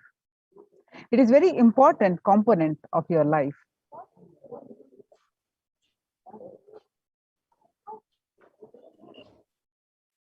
So the first thing you need to do is deciding, I have to bring completion with others, with whoever I'm living. I have to bring completion with whoever I'm living. Even if they don't want, I will stretch my best and I will decide I'm in the space of completion. Whenever they want, I'm open to have them. I'm open. I'm going to be in the space of completion. And whenever they are also ready, it will be completely complete. So completion with others does not mean you are going to apologize to them. No, it is not completion. Apologizing, saying sorry, I'm sorry, I made a mistake. This is not going to lead us to completion. Decide I'm deciding to drop the hurting pattern in my life or any incompletion, any misunderstanding, anything. I'm deciding to drop and I'm deciding not to bring them in, not to give life to them again. So deciding this is the completion. Deciding this in your inner space is the completion with others. So completion starts with a decision. So deciding, first we need to decide whoever I am living with, I am going to live with the completion. Going beyond right, wrong is completion.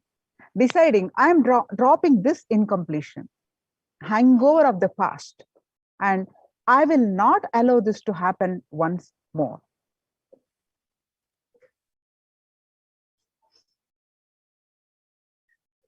Completion is actually a responsibility. It is not apologizing. Swamiji says apologizing or feeling sorry comes out of powerlessness, but completion comes out of responsibility. So let us understand this difference. So now let us understand the few basic truths about the relationships. Today, we are celebrating the Devi Navaratri Kamakshi Alankara. Devi is gracing us with the Kamakshi. So the Kama is the desires, all the desires she fulfills. So with her blessings, let us decide to be in the space of completion with everyone around us.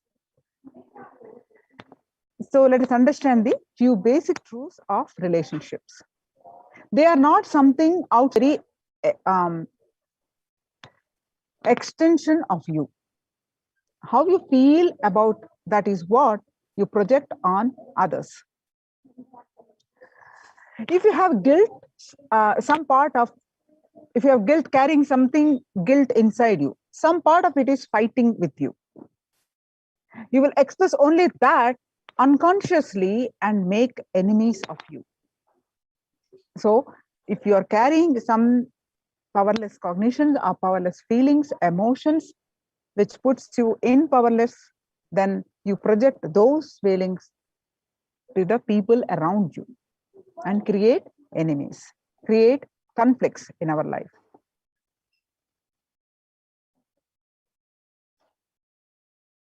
If you're constantly making enemies, that means something is wrong. And if you're making friends, then a majority of that part of you is healed.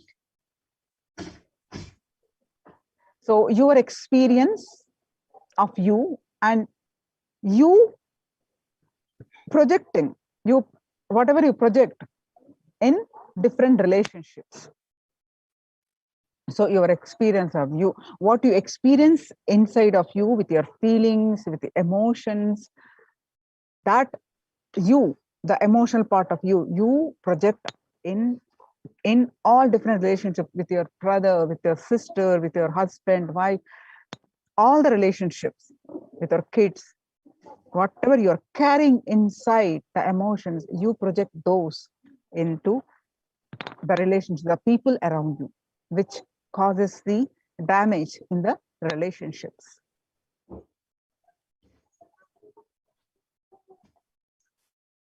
There are two things in relationships. There's the real father and your perception of him. The real mother and the idea of the mother. The real father, the real mother is the world, and your idea of your father or mother is your my world, which exists for you. So two constant happenings in our life.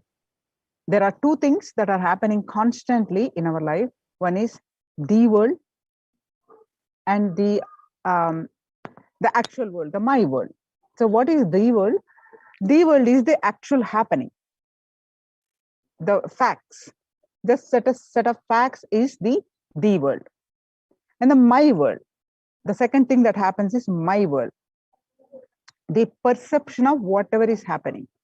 Perception you carry about whatever is happening. That perception changes for each one of us. The actual happening is the world, that set of facts, but each one of us perceive by our own ideas of how certain things to be done, our own judgments about people, about everything happens in the life, our own labels, our own ideas, our own opinions about everything on the about life, about everything, and notions, interpretations, beliefs, experiences, expectations, memories, everything what we carry inside us as perceptions. So many set of things decides how we perceive what is actually happening. That means this is different for each one. So that's why the actual happening with a set of facts is the world, and what we perceive each one of us is my world.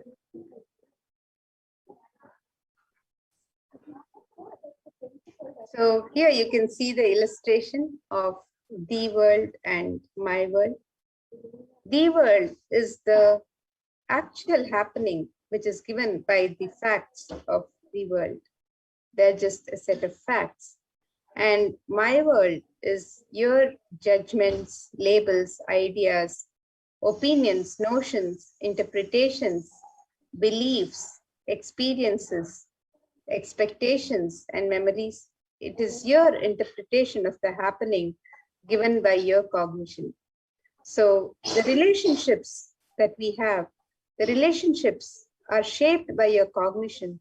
So your cognition is responsible for the way you relate with life and with the people in your life. So it is your cognition that makes or breaks your relationships. So in Bhagavad Gita, 4th chapter, Jnana Karma Sannyasa Yoga, 11th verse, Bhagwan very beautifully says, Ye yathamam praptayante tan tada eva bhajami aham mama vatmaima kante manushyaha partha sarvasaha. That means Bhagavan Krishna beautifully, very beautifully describing that whatever form in which you approach me, I appear to you in that form.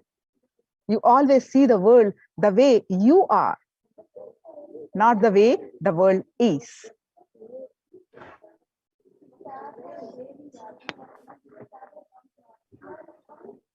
So let us now watch a video where Swamiji narrates a story from his own life, exemplifying how to be complete when relating with others.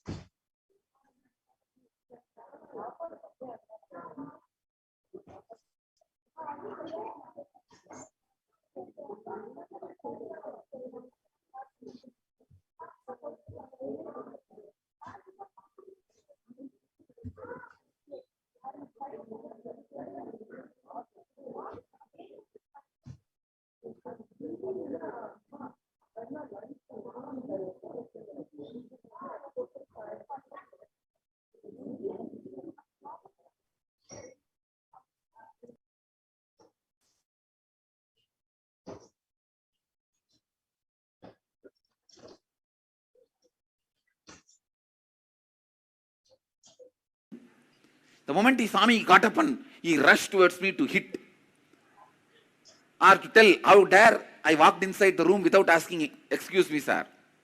May I come in, sir? He got up actually to hit me. How I responded, I was responding as if he got up seeing me. I said, please be seated.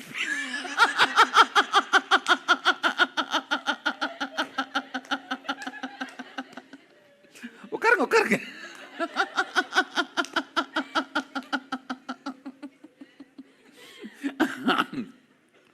That's it, that fellow's Kundalini has gone up. And he caught hold of my one hand and started twisting and started wiping my vibhuti. The moment his hand touched my vibhuti, that's all, my Kundalini has gone up. And I just held his one hand with one hand, that's all. At least my 10 teeth has gone into his hands. And he's screaming, hey, leave me, hey, leave me, hey, leave me. And real bite, not ordinary, real bite. And it took at least 2-3 minutes for him to get released. I bit him in the right hand. And nicely. And finally when he released his hand, he saw it's bleeding. And all 5-6 teeth mark. And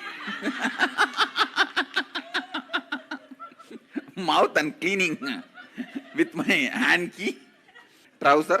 With that I was cleaning and all that. And this fellow started screaming, hey, I will go and tell the headmaster and throw you out of the school. I just looked up and told him, if you go, in Tamil I said, வாத்தியார் headmaster போய் சொன்னா உன் மானம் தான் போகும், ஒரு சின்ன பையன் உனக்கு கடிச்சு வச்சிட்டான்னு. I told him, if you go and tell the headmaster, it is only shy for you, shame on you, because a small kid has bitten you.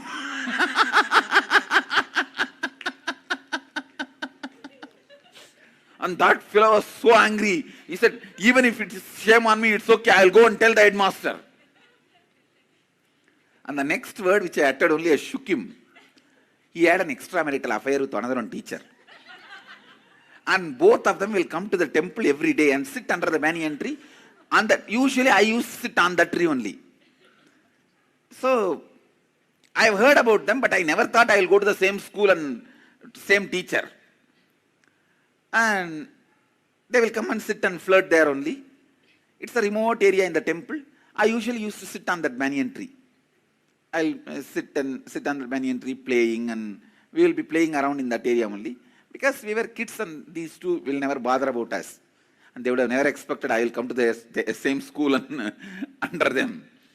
And I told him, okay, I told in Tamil, வாங்க headmaster போலாம், நீங்களும் Lakshmi டீச்சரும் daily ஸ்கூலுக்கு வந்து என்ன பண்றீங்களோ, கோயிலில் வந்து என்ன பண்றீங்களோ நான் சொல்றேன், நீங்களும் சொல்லுங்க நானும் சொல்றேன், ரெண்டு பேரும் வாங்க போலாம்.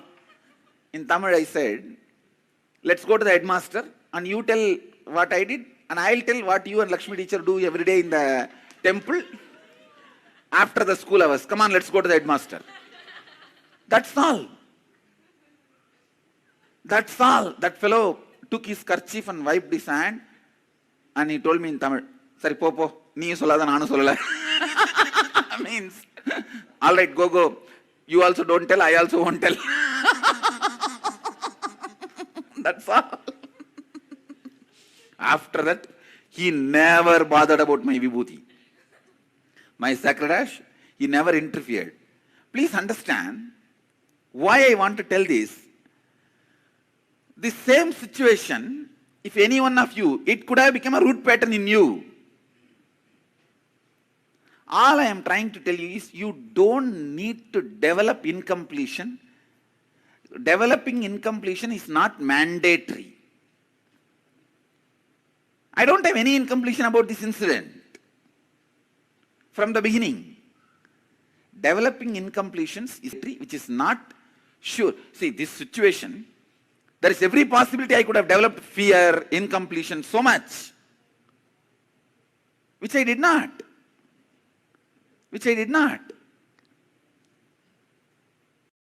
How many of you understand what I am saying? That's all. So you need to know whether I also had a problem from him, but I did not develop incompletion. Whether the other person created problem or not is different, but developing incompletion is whose freedom? It's your freedom. Making incompletion out of that happening is your decision. So for 100% all incompletion, you are responsible. What they have done may be right or wrong, but it does not need to become incompletion. You see, what the teacher did is complete abusal. Wrong. But it never became incompletion in me. Recently, few years before when I went to Tiruvannamalai, he came and had my darshan. Later on. Because after some time the teacher became headmaster and that his wife died and he married the same teacher with whom he had an extramarital affair. He married the same teacher and that teacher also died. Now he is retired.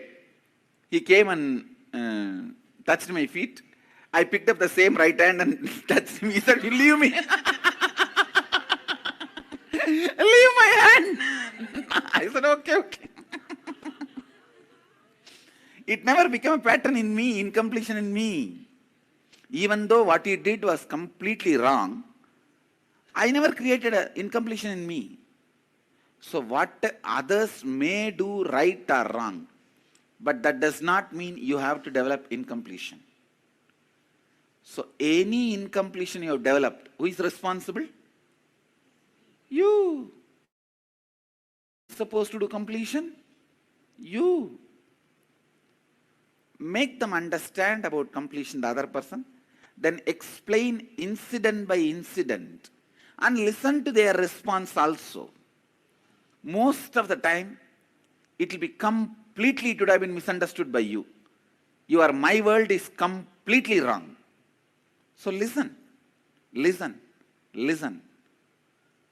And finally, complete. Tell them clearly, whatever is right or wrong, now I am dropping it, I am completing with you, over. With this, I am not going to carry any more powerlessness, incompletion with you, over. Declare completion. Do this with every relationship, whoever is alive and reachable. If they are not reachable, not alive, do it only with the mirror and the other person.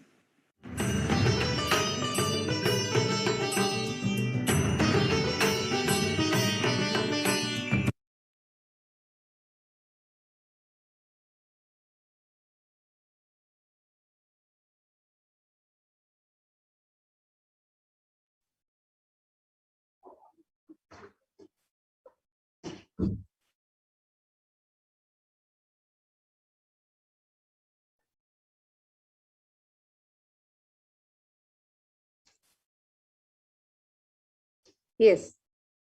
So now let us understand this revelation of how we respond to the perception of the happening, the world and my world. Swamiji beautifully explained that when an incident happens, we do not need to become powerless or respond with powerlessness. We do not need to hold on to any incompletions, but we often respond to powerlessness with our perception of the incident. So let us see this interesting story that Swamiji has narrated, illustrating this perception of the happening. An old man once went to a nearby village and he was coming back to his home. He was coming back to his hometown. And from a distance, he saw that his house was on fire. And that's all. He literally started boiling and burning, rolling on the ground and crying. One of his sons came to him and said, "Why are you crying, father?" The old man said, "Oh, my house is on fire. My house is on fire." The son reminded him, "Don't you remember? Just yesterday, we sold the house." And immediately, the old man got up and he became completely all right. He was okay. All his suffering, his pain, everything disappeared. Everything became all right for him. But in a few minutes, the second son came and told him, "Father, we sold the house, that's true. But the money has still not come to us. We have not yet received the money." Then immediately, the old man started rolling on the ground again and crying, "Oh, my house is on fire, my house is on fire." It was the same house burning in all the three perceptions. It was the same house. But for a few minutes, it was a suffering for the old man. The next few minutes, when he perceived that it was not his house, it was not a suffering for the same person. Then again, it was his house and it was a suffering for him. So it is nothing but his perception, how his patterns cognized this happening.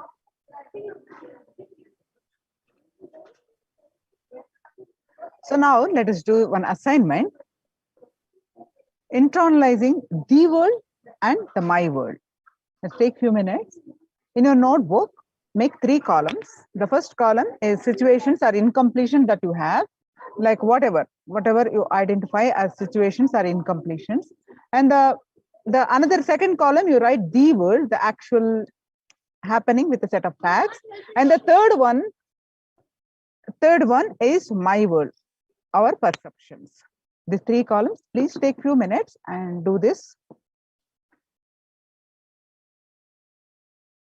Do this assignment.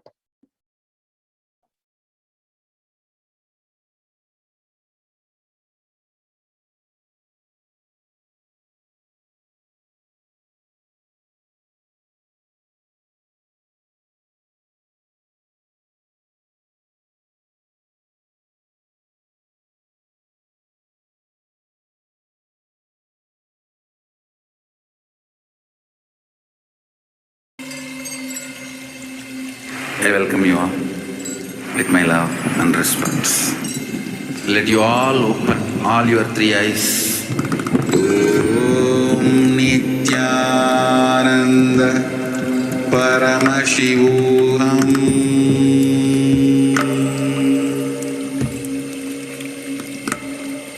Om Nithyananda Paramashivoham.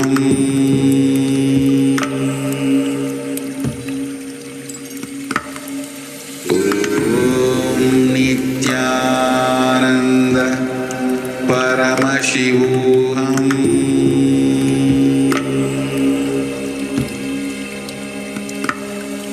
Om Nithyananda Paramashivoham.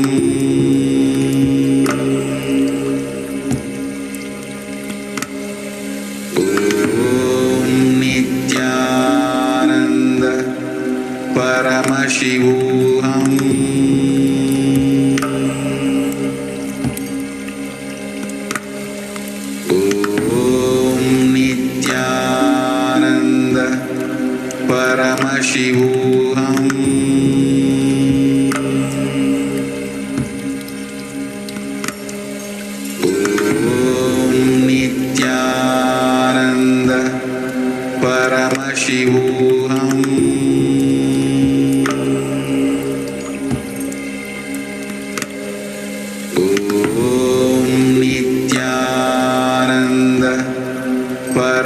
Paramashivoham.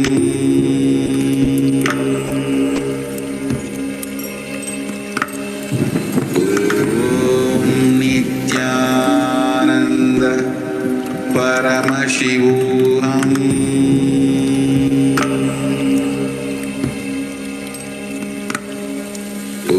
Om Nithyananda Paramashivoham.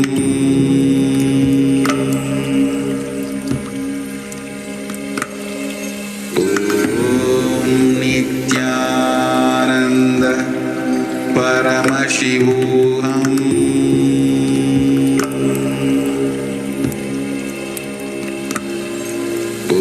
Om Nithyananda Paramashivoham.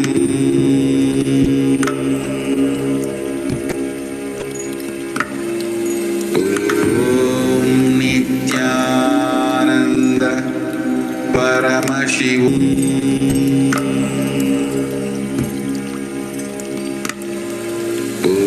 Om Nithyananda Paramashivoham.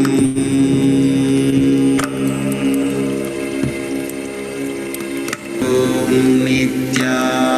Nithyananda Paramashivoham.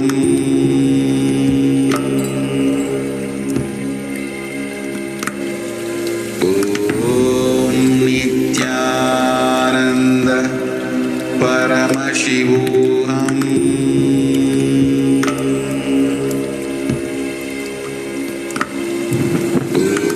Om Nithyananda Paramashivoham. Om Nithyananda Paramashivoham.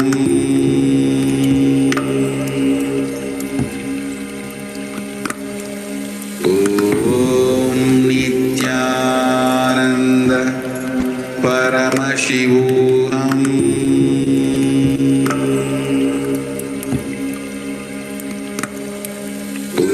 Om Nithyananda Paramashivoham.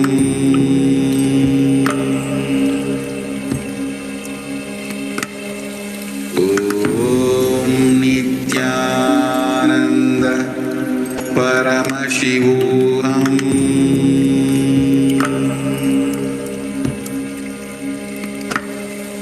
Om Nithyananda Paramashivoham.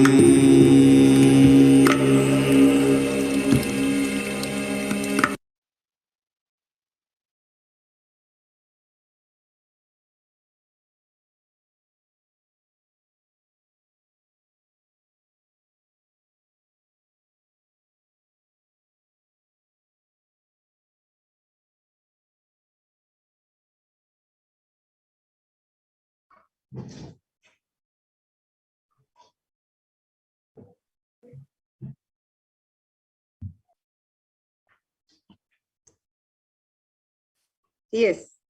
So now, if you've penned down the 3 columns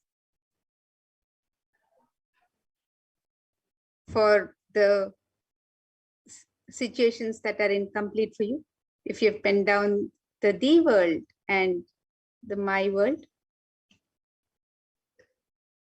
you can now internalize this truth that Swamiji is giving us, that first you have to take responsibility for everything happening around you. You have to cognize that you are the source of everything happening around you.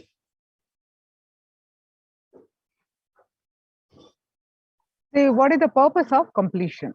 The purpose of completion is not just healing of relationships. Your whole energy and consciousness will be different.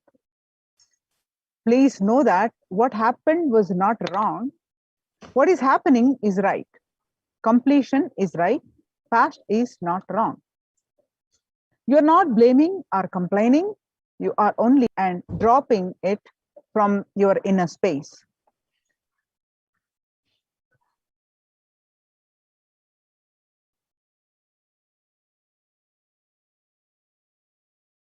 Now you're Now muted. let us watch a video where Swamiji gives us the signs of completion with others, the technique of how to complete with others.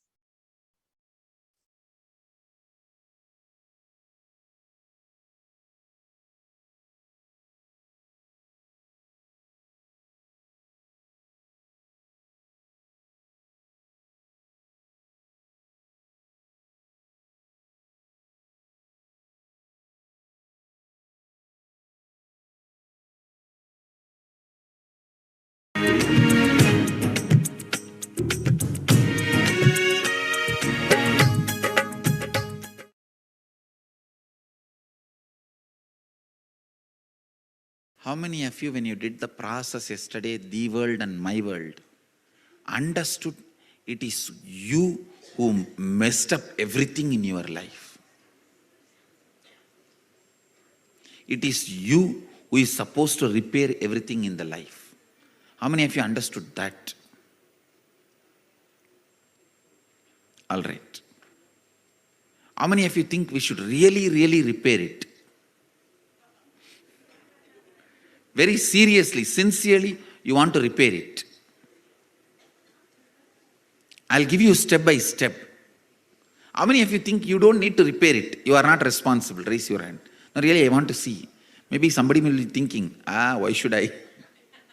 No, I want you to understand, unless you decide, repairing cannot be done. Unless you decide, repairing cannot be done. Repairing cannot be done. Listen. Today we start completing with others. Others means not just only your father, mother, husband, wife, brother, sister, the human beings around you. We will start the completion with everything with which you are living. Your wealth, your health, your bag, your seat, your pets, your car, your house. Please understand, all these are living part of your life. They may be dead objects, but they are living part of your life. See, a house may be a dead object, but it is a living part of your life. How many of you understand what I am saying? It's a very important component of your life.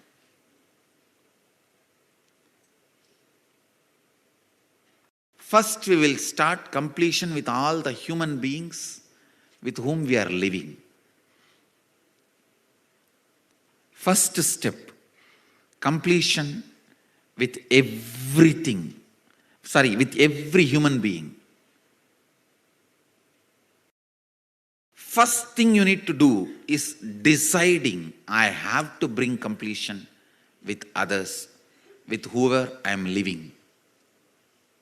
I have to bring completion with whoever I am living. Even if they don't want,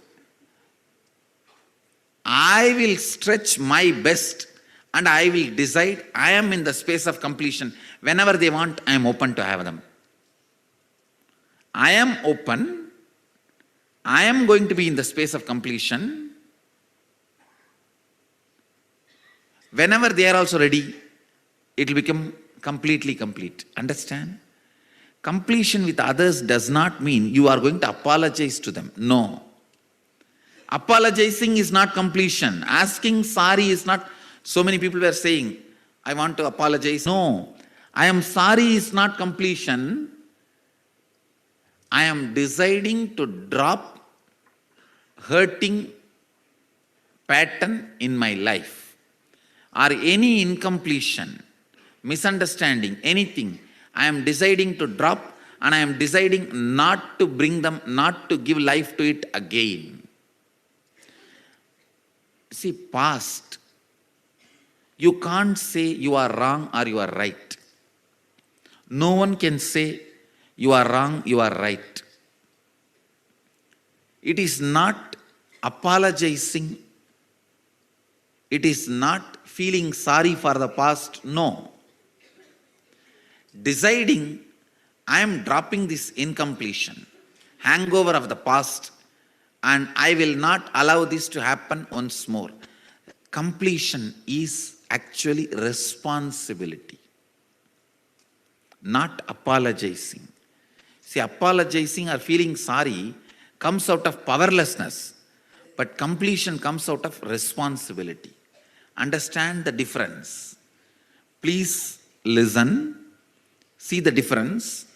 Now when I am saying you need to complete with your mother, with your father, with your brother, with others, I am not asking you to apologize. I am not asking you to call them and say, oh sorry, oh sorry, oh sorry, bus bus. No. No. Feeling sorry comes from powerlessness. That is not completion. When you call, you explain, this is what has been perceived by me. Here, I am not interested in looking into you are wrong or I am wrong. That will only create more and more anger, hatred and suppressed violence. I am only saying one thing. I am ready to drop the past and its powerlessness, incompletion. I am declaring I am dropping the past and I am complete. I don't have incompletion. And I will not create any incompletion anymore. Your decision and declaration, when it reaches them, you will suddenly see they also open up and start coming towards completion. But first, you need to be prepared. The first step, preparation for you. Sit with any one person in the hall.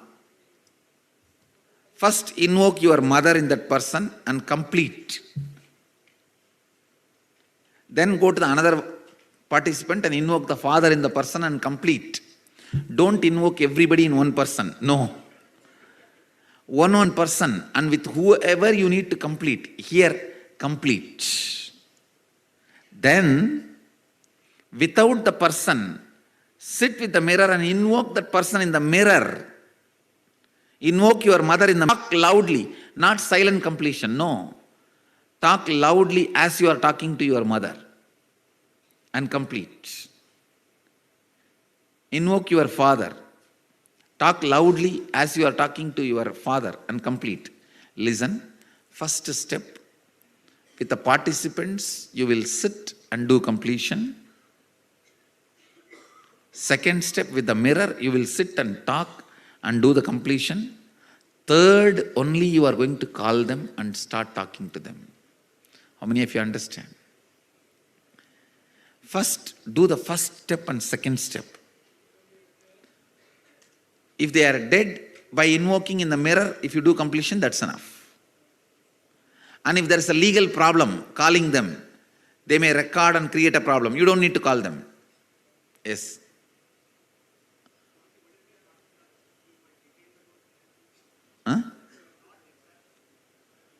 Huh? If you know that they are still alive and if you have the ability to reach out to them, you should reach out. First, you don't even go to that step. Let us first do these two completion. Then you will have a lot of questions. I will answer them. I will help you to do these two completion first. That will take away the anger and vengeance and misunderstandings and suppressions you have. Let that come out first. Let you be healed. All that spicy, chilly anger, vengeance, everything will come out through the words. You will be ready to complete. If you directly now call them, you will only pick up more fight and come back with more mess up and incompletion. How many of you understand that? That is why I am not going to let you call them now. You will start reasoning with them. You are wrong, you are wrong, you are wrong. End of the call, more incompletion. First, even if your relative or the person with whom you have to complete is in the hall, you will not talk to them directly. You will only sit with persons, other participants, and then you will only sit with the mirror. Then I will have one more session answering your question. I will also be doing a Shivoham process to heal your past.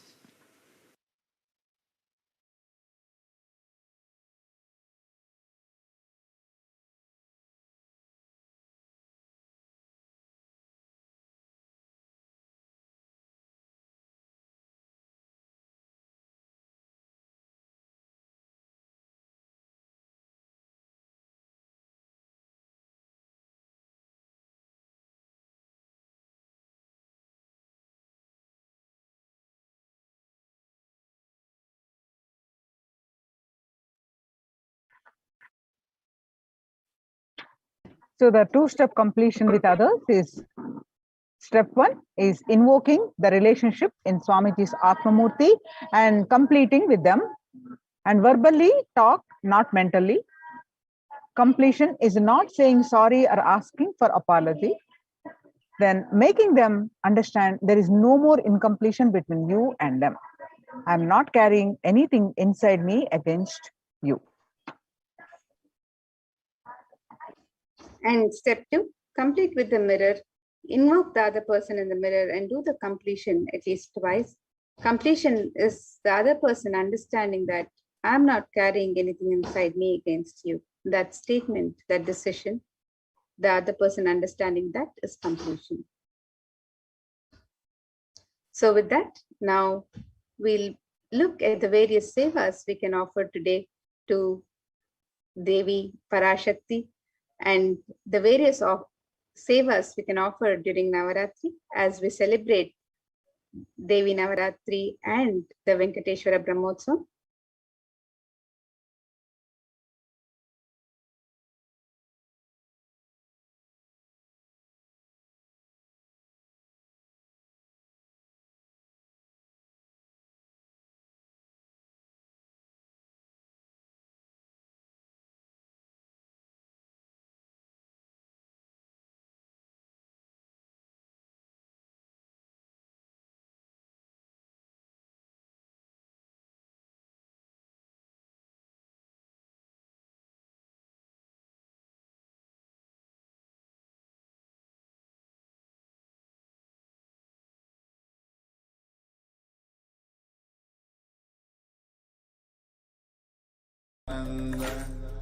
Paramashivoham.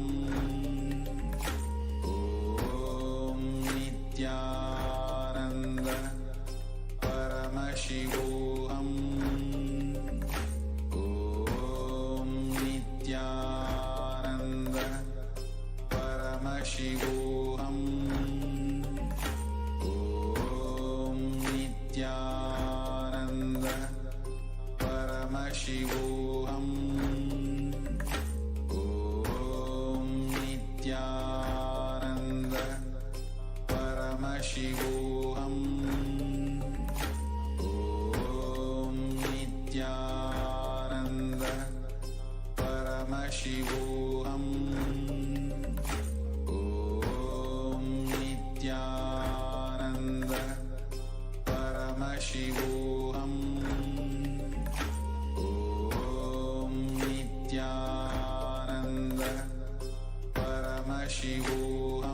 Paramashivoham. Om Nithyananda Paramashivoham. Om Nithyananda Paramashivoham.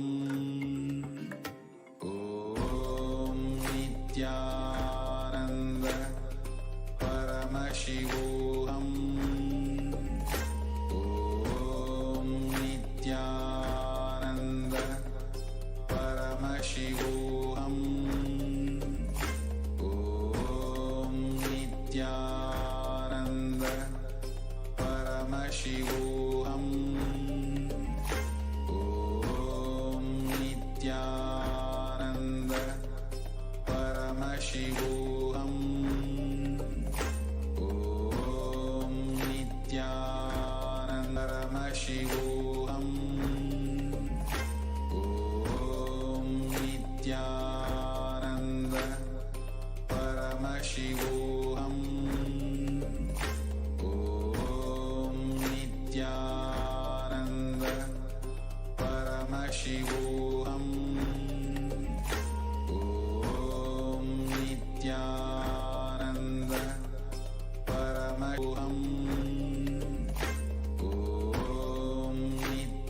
Nithyananda Paramashivoham. Om Nithyananda Paramashivoham. Nithyananda Paramashivoham. Om Nithyananda Paramashivoham. Om Nithyananda Paramashivoham. Om Nithyananda Paramashivoham.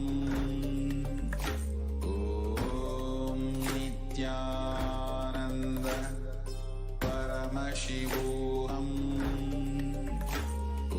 Om Nithyananda Paramashivoham. Om Nithyananda Paramashivoham.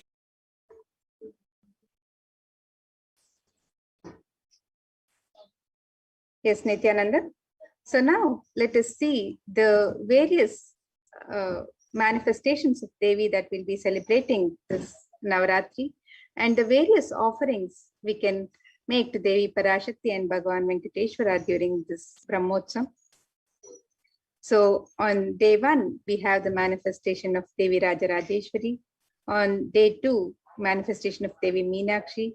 Day 3, the manifestation of Devi Kamakshi, which is today. Devi is celebrated in her manifestation of Devi Kamakshi. Day 4 is Mata Annapurneshwari. Day 5 is Vishalakshi. Day 6, we celebrate the happening of Shayana Tirukolam, Devi in the form of Shayana Tirukolam. Day 7, Devi Mahalakshmi. Day 8, Devi Durga, and day 9, Devi Saraswati. And we have the various offerings of Mahaganapati Homa, Utsava Ambal Alankara Seva, Swamiji Vishesha Ambal Alankara, Utsava Ambal, Vishesh Shodashopachara Puja, Chandi Homa with Vishesha Dravya Homa and Purnahuti, Dasha Bhairava Puja, Kumari Puja, Suhasini Puja, the Durga Pratima Prana Pratishtapana, the Durga Saptami Puja, the Durga Saptami, Ashtami and Navami Arati, Puja Arati, the Devi Mahatmyam Parayanam, the Durga Ashtami Puja, Durga Kumari Puja, Durga Navami Puja, the Ayudha Puja, the Maha Naivedya Seva on Vijayadashami, the Pratyaksha Pada Puja on Vijayadashami, the Tulabharam Seva on Vijayadashami, and the Utsava Venkateshwara Alankara Seva and the Utsava Venkateshwara Navakalashabhishekam for Bhagavan Venkateshwara. So all of these various offerings are being made available for all the devotees on the website www.kailasamailer.com/sevas. So we have the various Alankara Sevas at $508 that you can register for. The Utsava Ambal Alankara Seva is the Alankara Seva of the Utsava Murti of Devi Parashakti in her various manifestations, which bestows the deep fulfillment of life and thereby taking us closer to the Guru who liberates us from the cycle of birth and death. And the Swamiji Vishesha Ambal Alankara Seva is the Alankara Seva of the Sachala Murti of the Supreme Pontiff of Hinduism in the Garbha Mandir of the Nithyananda Paramashiva Devalaya, decorated in the various manifestations of Devi Parashakti. The Utsavamurti of Parashakti is decorated in her various manifestations and is worshipped with 16 offerings that are favorite to Parashakti. As part of it, a special Samputita Archana will be offered with the 108 names of her manifestations describing her divine qualities. Samputita Karana is unique to the Shakta Sampradaya, where two mantras are merged together to offer worship. A select verse from the Devi Mahatyam will be merged with the 108 names and the Archana is done. And we also have the Chandi Homa, which is offered every day with the Vishesha Dravya Homa and the Purnahuti, which is offered at for $5,008. So you can offer this seva, this sacred ritual to Devi Parashakti on any of these 9 nights of celebration. The chanting of the Sanskrit mantras brings out the latent powers that exist within us. And when these Sanskrit mantras are chanted by the power manifestors or Dvijas who are reborn from the Shaktipada of Paramashiva, they manifest intense life positive blessings, literally clearing the air of through any of the fire ritual. And we have to have the cosmic permission to invoke Chandika Parameshwari in the Agni and worship her by chanting the Devi Mahatmyam. And this sacred fire ritual demands the japam of incantation of the Devi Mahatmyam to be repeated 10 times to bring a cosmic alliance to invoke Chandi Devi in the Agni. And this sacred offering of the Chandi Homa, the offering of the Chandi Homa with the Vishesha Dravya Homa and Purnahuti, is being offered every day with the utmost, as per the Agamic injunctions, with the utmost integrity and authenticity by the third eye awakened beings in the sacred space of Adi Kailasha. So you can make this offering of the Chandi Homa, the Vishesha Dravya Homa and the Purnahuti on any of these 9 nights of celebration. And you can sign up for this on the website www.kailasamailer.com/sevas.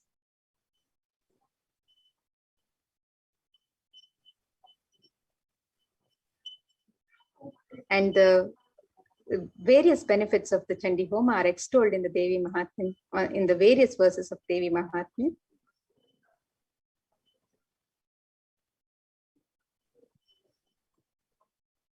And the next offering is the offering of the Rajarajeshwari Ekadasha Dravya Abhishekam and Snapana Abhishekam.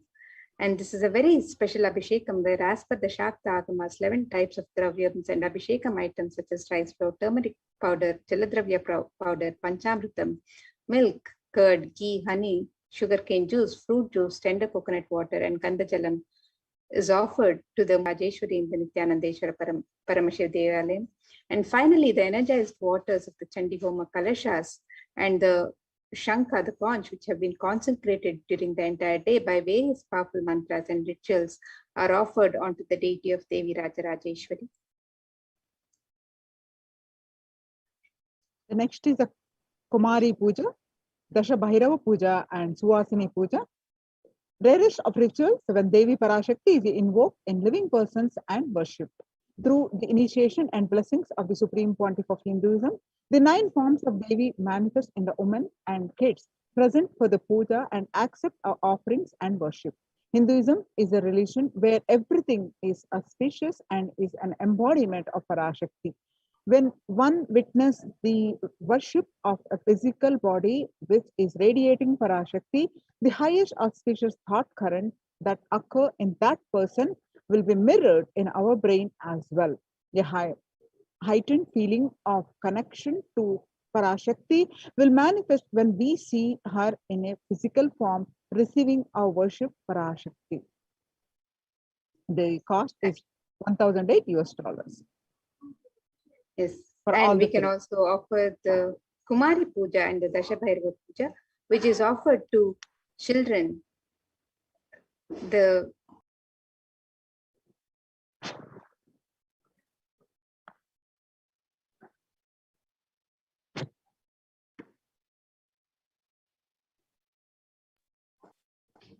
So the Kumari Puja is offered to the young girl child who's version of Devi Parashakti herself.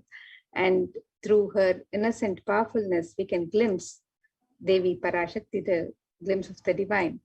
And we can, with the Dasha Bhairava Puja is offered to the young boys who are blessed and initiated by the Supreme Pontiff of Hinduism to radiate the powerful manifestations of Parashakti and the Dasha Bhairavas. And the Suhasini Puja is offered to married women who are the initiates of the Supreme Pontiff of Hinduism, who sit as the form of Parashakti. And this unique revival of worship is one of the rarest where Parashakti is actualized and embodied and represents an actual physical body of Suhasini. as the Supreme Pontiff of Hinduism says, women are an embodiment of Parashakti. And here is a unique ritual in Hinduism recreating the same sacred sentiments that Sri Ramakrishna had when he offered the Jadadatri Puja to Sri Sharada Devi.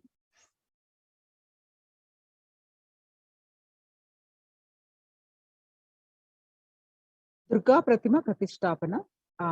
The Kularnava Tantra describes in detail the worship of a Durga Devi, which is made out of clay. The agamic injunctions prescribe details on the way clay should be procured. They describe exactly from which land the mud should be procured. The ground deities are made with exact proportion as per the Shastras and are colored and decorated in the exact description of Durga Devi slaying the demons Mahishasura. This deity is an icon of Hindu feminism, where the cosmic mother, cosmic feminine, vanquishes the mass negativity. Tremendous amount of energy lands when the Durga Devi receives Prana Pratishtapana by the Supreme Pontiff of Hinduism. So we can make these various offerings to Devi Parashakti and Bhagavan Venkateshwara during this Navaratri. And we can make all of these offerings on the website www.kailasamaila.com/sevas.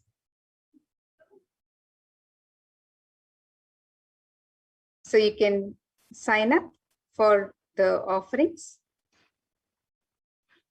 on the website www.kailasamaila.com/sevas.